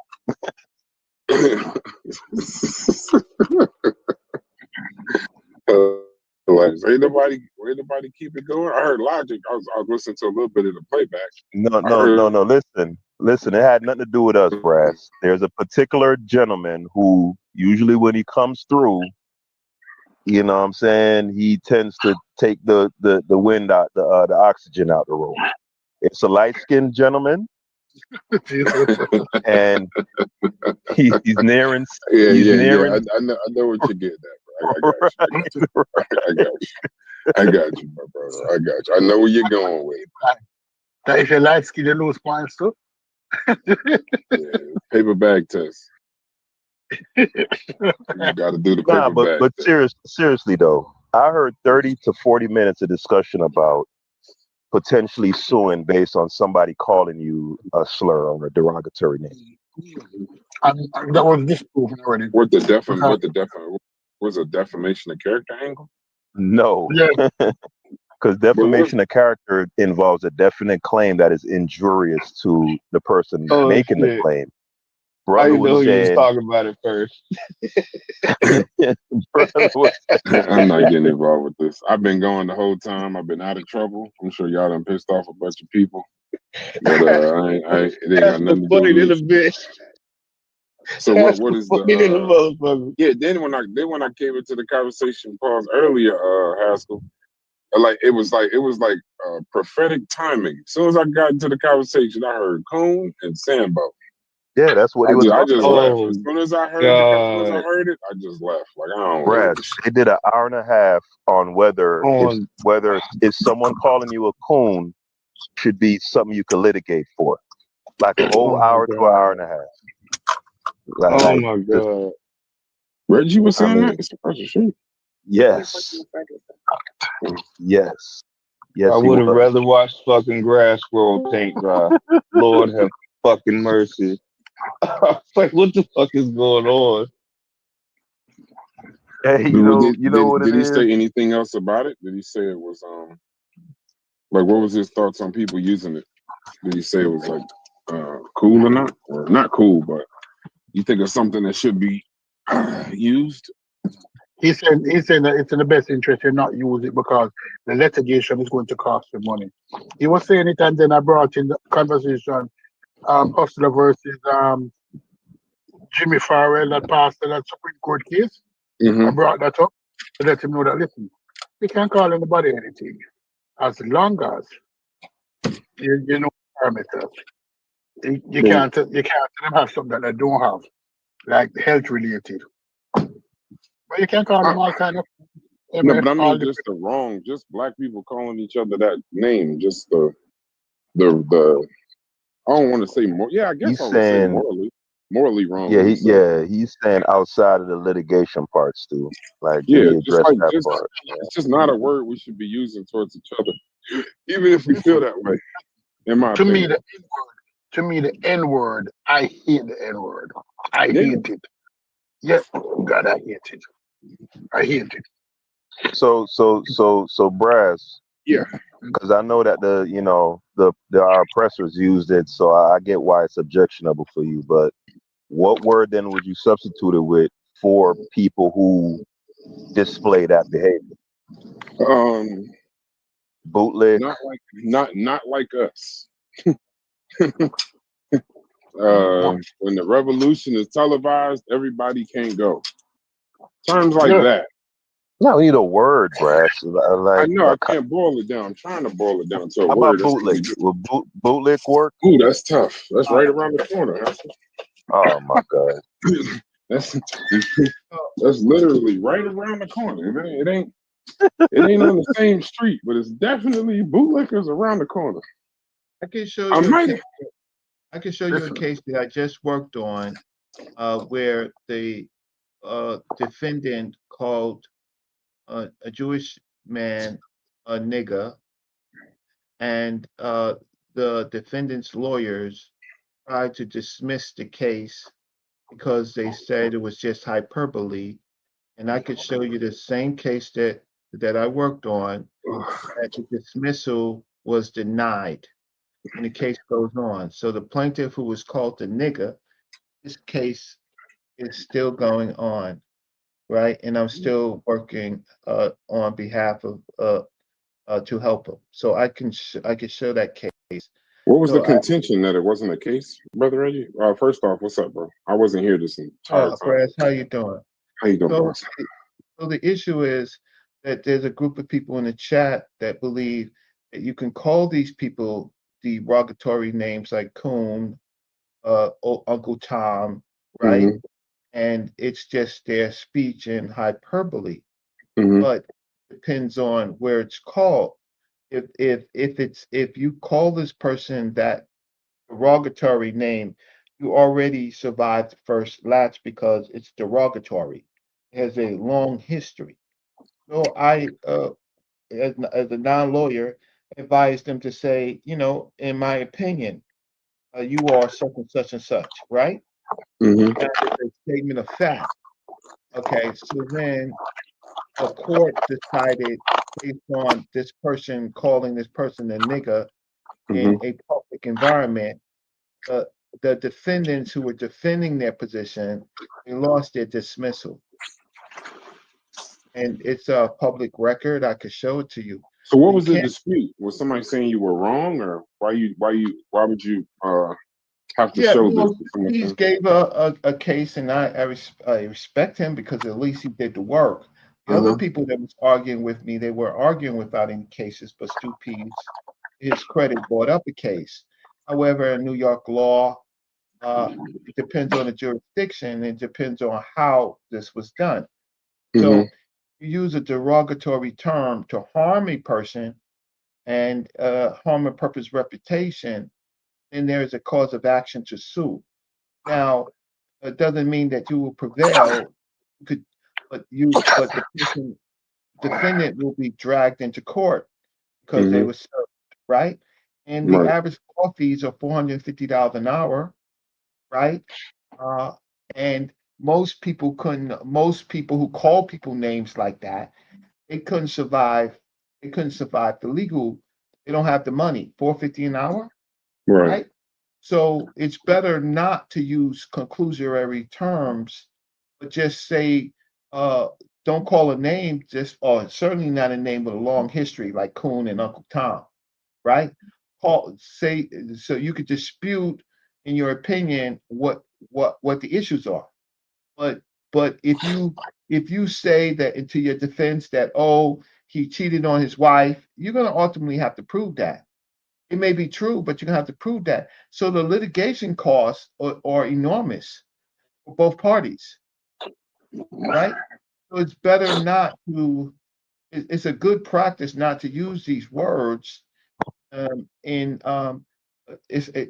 so I tell people, YouTubers and stuff like that, if you have a YouTube channel and you're an influencer and you talk, you say something nasty about Brother Reggie, it's untrue, right? To get clicks in your monetized or whatever, to get clicks and influence, then I can sue you. And I know. So you mean I could sue somebody for calling me a coon and a Sambo? You could. You actually. The likelihood of you prevailing is like infinitesimally improbable. Like, And that's the point right there. No, I could. Then I'm gonna have to shut y'all up because you're freaking irritated to me. You're saying that it's infinitesimal. Show me a court case. I'll show you a court case. I know he's about to go. No, show me a court case. Like you're just talking. Show me a court case. I'll show you a court case right now. Is that Sister Safa? Yeah, it is. Hey, Sister Safa, hey, do me a favor. Shoot me your address real quick. I gotta send you this subpoena. I didn't call you no coon, and if I did, listen, I believe in freedom of speech, and unless you can prove that it's hurting your bottom line, unless you can prove it's hurting your bottom line, It's hurting my bottom line. My kids, Sister Safa, my kids, you hurt my kids' feelings. Come on. My kids watch these shows. Come on, I don't think so. No, you don't believe me? It don't work. Okay. No. I'll get you next time. I know. Get the show on the road, man. No, finish talking to All- Reggie. all I'm ready, but respect. just finish talking to Reggie. Don't try to side skirt that With smoke all with Reggie. respect. Hey, yo, Brass, I'm on like 4%. I sent you something. Hey, Okay. thanks, Logic. But with all due respect, Miss Sincere, you that's your opinion.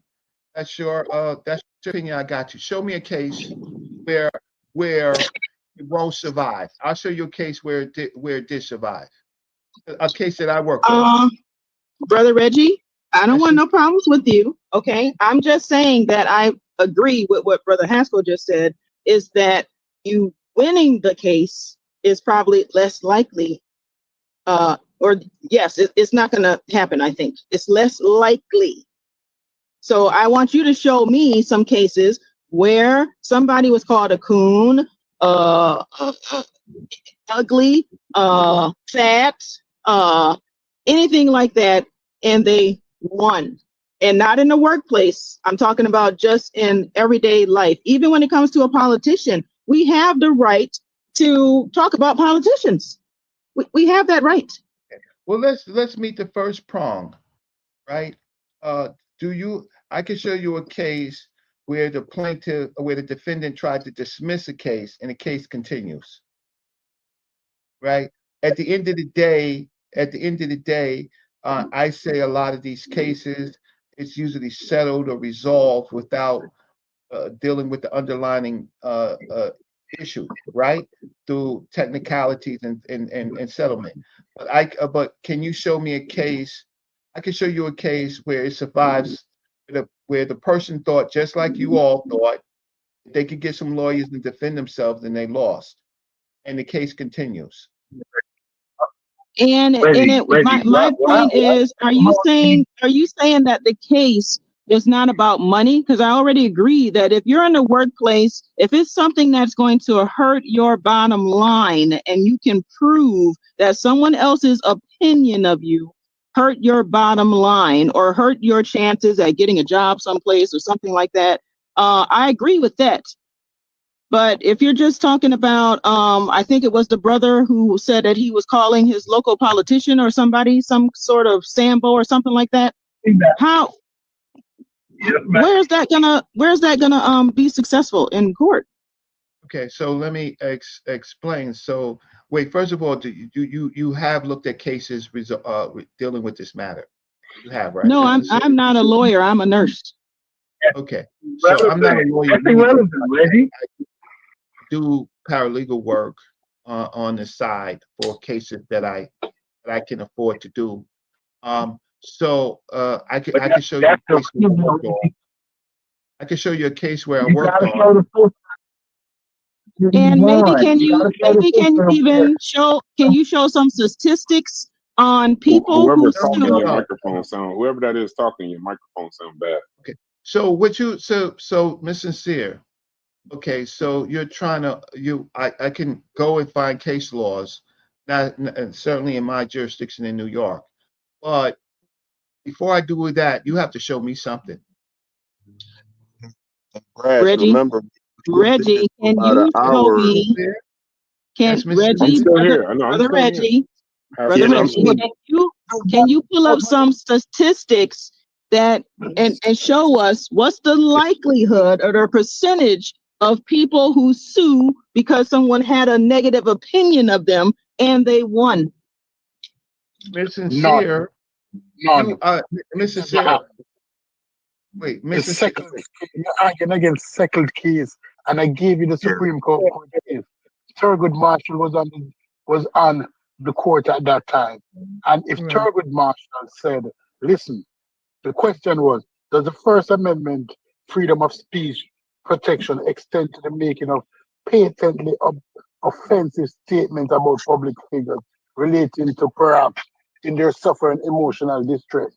And the answer is yes. In a unanimous opinion, the court held that public figures such as Jerry Falwell may recover for the intentional infliction of emotional distress without showing that offending publication contained at least a false statement of fact, which was made with actual malice. That is the problem with all of these cases. I can call you anything, but you can't prove that I made it with actual malice. right? Yeah, The court Reggie, added that the interest of protecting freedom of speech under the First Amendment surpassed the state's interest in protecting public figure. So you see that Brass is now a public figure because he's online. If I call Brass a coon, a butt liquor, a boot, every kind of thing, you just We have to get the eat point, it. CP. We get the point. Right. Yeah, so You just here's have to the eat thing that it. Reggie It's the keeps second reverting case. back to, right? He's pointing to cases where, they were settled out of court. Vitas Michael Now, speaking. yeah, from what I could, mute out Stoopies. From what I've heard, there is no case where a petitioner, took it all the way through and was awarded a judgment, unless I'm wrong. Everything that I heard from Reggie is where it never got to that point. It was settled. Am I wrong about that, Reggie? Or Yeah, well, Well, see, he said he got a case. He waiting on here's the y'all to thing. show him the There case, is ain't it? reasons Is that what we why got? cases. Okay, first of all, a lawyer usually costs anywhere between $350 to $450 an hour, right? At some point, as the case goes along, it gets very, very expensive for both parties. Usually, the defendant will try to settle, right? Will try to settle because he's the defendant or she's the defendant. They're the person who called the person a name, right? And so at the end of the day, right? Most cases get settled because of the increased. Because if it's appealed, then you're going to have to start all over paying, and if it goes to to a higher court, so it becomes very expensive. So now, so it depends on the circumstances. Now, if a person can say that they're a public figure, right? And if the person could show that they're a public figure, right? Then I understand what Stu Peace is saying, but that's on a federal level. Cities and states have their own jurisdictions. So it depends on the content. It depends on the jurisdiction of the success. all right. So to be clear, Reggie, as to the question that I asked you, the answer is no, from what I'm hearing. Now, to the point that you made, we have millions of defamation cases that have been filed, right? Or thousands or whatever. I'm kind of, so we have plenty of defamation cases that have been filed, and I would venture to say most of them never make it to the judgment portion. Probably most of them either got dismissed or they were settled, right? But even so, I would also venture to bet that there's likely hundreds or thousands of defamation cases that did reach the judgment state phase and were awarded. So my question still stands. Has there been one case, just one, in U.S. case law where a petitioner was awarded a judgment by a court for someone calling them a name? Don't I don't want you to expound. You expounded earlier. You can expound, but give me a yes or no first, then you can expound. Has that ever happened? Yeah. What the proper thing is to do is to look it up. So give me a check. Yo, just say no, bro. Why Oh, should that's I? C-Dot. What's up, C-Dot? I didn't know C-Dot was in here. What's going on, fam? What's I'm going just on, saying, G? Reggie, you gotta just concede sometime, brother. You ain't always right. You know what I mean? And it ain't even that you wrong. It's just the fact that in the situation that we're talking about, it doesn't happen. Like you even read it, like even with New York case law, you read New York case law, and they said that it's highly unlikely that you will win a case based on defamation for calling you a name. You read that. We all sat here and listened to you read it, brother. So so now it comes down to, all right. So so it depends. It certainly depends on the circumstances. But I'll give you some case. Right, one of the highest profile cases is the Donald Trump case. Right, E. Jean Carroll. She was awarded $65 million in punitive damages after a jury found that Trump repeatedly defamed her by publicly denying the sexual assault and attacking her credibility, calling her names. Alex Jones and Sandy Hook families. Jones went on and he had to pay $1 billion for defending families of Sandy Hook. Johnny Depp versus Amber Heard. Depp was awarded $10 million in compensatory and punitive damages after a Virginia jury found that Heard's Washington Post article defamed him by implying that he was an abuser. Right? Other noteworthy jury cases: police officer defamation versus Smith. Jury awarded $200,000 in compensatory damage to a plaintiff falsely accused of drug activity by a police officer. Right? So those are some high-profile cases. Now we can narrow it down, right? Those are all defamation Now, wait a cases. minute now. That Trump case, you got to go back to that, because that Trump case, was he found guilty in that Trump case?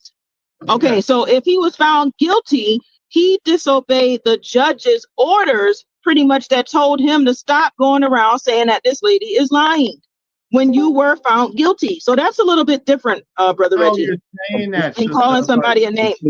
No, sister. That's different. No, sister. He Then we about to go live about garbage, y'all. Yeah, we got to get on with this, bro. Say it again, Brother Reggie. I'm sorry to interfere, but see, everything that you asked me to give you, I give you. Y'all haven't given me nothing. Brother Reggie, can you repeat what you said? Can you repeat what you said about Trump? To close it up. E. Jean Carroll versus Donald Trump. Carroll was awarded $83.3 million in compensatory damages and $65 million in punitive damage after a jury found that Trump repeatedly defamed her by publicly denying her sexual assault allegations and attacking her credibility. Oh, yeah. Right. So that's what I'm saying. Based on a He was lie. denying, yeah. It's not based on calling her a He was name. It's denying based on him what was lying on her. already proven. So he was lying on her. No, so it didn't that's say different. that. No, Yes, it did. It didn't say that, sister. It said that Wasn't she awarded? She was awarded money, right? Based on what he did to her. He then was turning around, and wasn't the judge telling him to stop saying that she's lying on you when it's already been proven, or she's already been awarded something? Isn't that what happened? And the judge told him every time you tell a lie, he's going to smack more money on it. That's different from calling somebody a name. No, he was calling her names by attacking her credibility, by calling her Yeah, names. but that's a different situation. When he's calling her a name, what he's doing is lying. That's like if somebody robs me and they get get convicted, and then they're still going around telling people that they didn't rob me, even though they was convicted and had to do time. And you people are acting like Trump.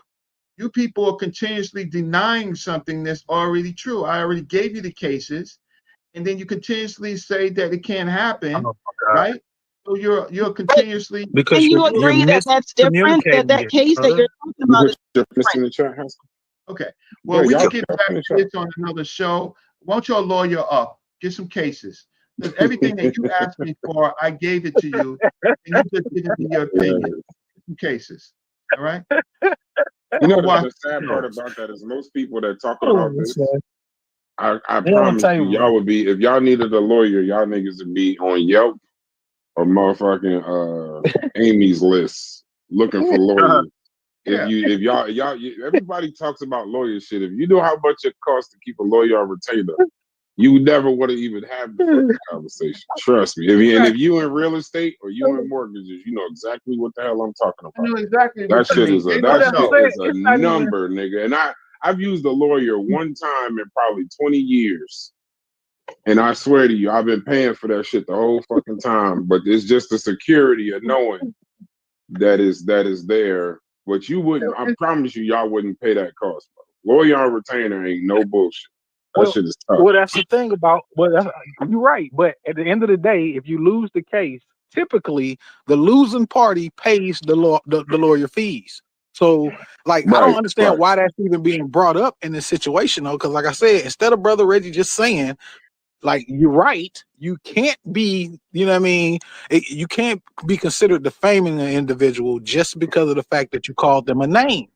is based on a lie. Like everything that he just named, all of the cases that he just talked about were all based on somebody telling a lie on the other person, not based on them just simply calling them a name. You call a person a nigga, it's a lie. It's a lie. It's Is that subjective? Pastor, give me a short premise so I can make this title, bro. That's subjective, right? Just put it in the general chat. I promise and you using it in the case, you using it in the sense of a corporation calling somebody an N-word or whatever, but regular people on the street calling somebody else a N-word is not like you can't file charges for somebody for that, bro. It's personal opinion. Yeah, I'm gonna do it, Brad. Okay, I got you. Cardi B lost. Cardi B beat her case on. Tasha K lost her case on Cardi B. For lying, because she lied on Cardi B and said Cardi B had a disease. That was a lie. Thing? That was a real. I always thought. Yes. That was I didn't know that was. That real. was the only reason she got that is because she lied on Cardi B. She didn't win because she called her a name. She won because she lied on Cardi B. When you call somebody a coon or something like this, that's derogatory. It's a label. You are already you're already in trouble. But you're gonna lose that case though. That's all I'm trying to tell you is that it's highly unlikely that you'll win a case based on somebody calling you a name. Remember when Bill Curry called Trump the son of an orangutan, said that his mother had sex with an orangutan? He won that case. He won that case. That Trump looked like an orange orangutan because his mother had sex with an orangutan. So he's the son of an orangutan. And Trump sued him. That pastor was sued? That pastor? You talking about the pastor? Not the pastor, the one who real time with Bill and HBO. He called Bill Trump. Maher. That's Bill Maher. Yeah, Bill Maher. He said Trump mother had sex with an orangutan. And Trump is the son of an orangutan. Hey, come here, son. I want you to tell Sister Safa to stop calling your father a coon, or we gonna sue her ass. Hey, Stu Peas, they done called me a coon to Sambo so much I don't even know my name on these online streets, bro. I be having to look at my thumbnail and make sure I ain't misspell brass. Why they calling you that though, Brad? Like, man, it's like a fucking the other day, right? We was talking about I don't want to hijack y'all conversation. I'll tell you another time. You'll be there. Listen, I gotta get this conversation with Garvey going with Haskell. I'm about to get. Hey, listen. The reason why I'm setting all of this up is because I'm literally about to be called a cool for the next 2 or 3 hours in this conversation with Haskell. Yo, what's your argument with Haskell on Garvey? Haskell was telling me that Marcus Garvey. I don't know. I keep telling him to get a premise, but I think put it in there. It's in there, bro. Pause, my nigga. Pause, my nigga. Listen. Yeah, I want to hear the contention with Garvey. What are we talking about with Garvey? Yeah, I know you. Hey, listen, I'm about to be a coon, bro. Just trust me. Oh, so you the negative on the argument. You see what I put in his premise? Okay, so Haskell's premise is Garvey wasn't a scammer because there was never any intent to defraud anyone. That's his premise. Oh, he won. Okay. Just get your coon button out. Hey, get your coon button. Like that. I ain't gonna call you no coon, but you definitely gonna have to have a strong case. That was easy. You ever see that Staples button on the commercial? That was easy. This just try. Look at the chat. This gonna be. Woo. This gonna be rough for me. Y'all doing it now? As soon as y'all done talking, I'm gonna bring down this stream, and then we're gonna start that next stream. Oh shit! All right. And I'm rocking with Haskell. I know you are. What? Hey, listen. Hey, G. Been around for a little bit. You're gonna call me a cool in about 30 minutes. That's right. No, I never called you a coon anyway. Yeah, but you celebrate the people that do.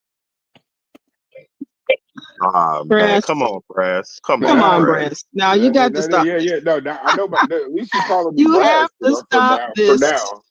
For now, you Mr. calling me Brass for now. You have to stop this. Mr. Brass. Okay, I can deal with that. I can deal with that. From the moon who left and it's funny, Haskell laughing, but he know I'm telling the truth. Maybe not you, But Haskell has been in here with these conversations. Lord Jesus. That's not even a term I like to use. I prefer I Uncle don't think Ruckus. any black, Uncle Ruckus. That's no, that's what you call me. Write that down. No, this is still recorded. Damn. Hey, No, Reggie, wait a minute. I didn't say I called you that. Hold on.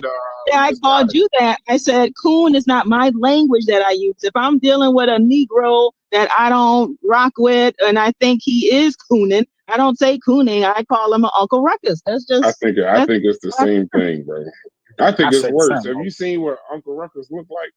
That motherfucker look crazy. Well, it's not about what he looked like. It's about what he acts like. It's not about what he looks like. It's about what he acts like. I'm still somewhat young. I'm concerned about how people say I look. Uncle Ruckus look crazy as hell. It's about that vitiligo, man. You know what I'm saying? Vitiligo. I don't know who created the Bulldogs, but that Negro vitiligo is hilarious. Oh my Aaron Magruder. Aaron Magruder is a fucking he's genius. He's a fucking genius. Yes, sir. Yeah, well, I can't wait to hear this debate because this is gonna be a good one. Like I said, I already got Haskell for this one because it should be easy for him to prove this one. I don't even want to throw nothing out there, but this should be easy for Haskell. So C-Dot. Yes, sir. You think Garvey wasn't a scammer? Not in the slightest bit. Garvey wasn't a scammer in the slightest bit. And if bro got all his information together, he'll be able to outline everything for you to show that Garvey had absolutely no intention on scamming black people. Okay, for sure. Hey, you know what's funny, C-Dot? You do the same thing. I have this argument with my brothers a lot.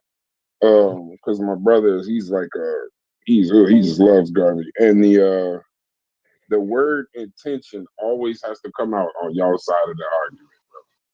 Definitely. That's what you have to show in order to say somebody's a scammer. You have to show that they intentionally are trying to, you know what I'm saying, like misguide the people. Not just once, in multiple cases. Oh, this gonna be good. I can't wait to see it. I can't wait. I don't want to get no gems out, but man, I can't wait because if you don't do it, Haskell, I'm gonna have to come and I already get you right. They about to try to jump. I already know what's going on, bro. I see it. I ain't jumping you. I ain't even gonna give them no info. Hey, Steve, we got a thing in the Discord where motherfuckers doing interest music. As soon as they see somebody struggling, you can hear if you smell with the rock, it's cooking. That motherfucker will come running down the motherfucking Discord chat, click unmute, and all y'all gonna be trying to kick my ass. I already know how this goes. Nah. I need to I'm gonna take this as just a debate. I don't think it's your personal opinion. So we're gonna go with that. Yeah. Remember, Brad, for the intent of the debate, right? You can go outside of the purview of the whole the trial thing, but that's mainly because to my knowledge, that's the only thing. When people say Garvey is a scammer, it's tied back to his conviction for mail fraud. But if you have something outside that scope, you can introduce it. I'm intrigued to hear it. Yeah, but that's going to be my argument is going to be centered completely around, and that's that. fine. And I'll bring up my points, but I will only. And then on top of that, I think this will be good information too, because most of the people that have this conversation, about 10 minutes into the conversation, they begin to threaten each other's lives. So for me and you, it'll be more of a. I'm gonna be talking to the crowd also. You know what I mean? Right. More informational, that people can get some things maybe they didn't know. We more gentlemanly and gentlemen and scholars. Yeah, so we ain't bro. I gonna don't do know all why people that. say that about, bro. I've seen you. I don't know if you've done a 180, but I swear to you, either you went to the doctor and they said cut that shit out because your blood pressure or something, but you try your hardest to have an up and up conversation. Most of the times when you argue or get into an argument, you get pulled into one. You know what I'm saying? Like motherfucker try to cut you off. They want to see that side of you. Like Mike Tyson, how motherfuckers used to pick with him out in the street and shit just to get him to fight or whatever. So I give you that. Hey, I got to say too, I've seen growth in C-Dot as well. C-Dot, bro. I haven't known him long. I haven't known C-Dot long enough. I gotta Just dose down a little bit. I gotta just dose down a little bit. I don't know his past angry history. well, we just still get the dose. you might have missed a few episodes in the Discord there, because my only interaction is right here in the Discord. I'm just saying, when he first came in, it didn't take much. You know what I'm saying? But now, like Right. he like, yeah. Today he Right. was really patient, man. He was, and boy, I kept telling fucking Tony, like, leave that man alone. You know what I'm saying? Like, I came off of it a few times, like, leave that Tony nigga was cool. I'm alone. bringing down the But stream it's now. because Y'all stay if y'all want to watch the Garvey. What's the name? But Tony was. There was a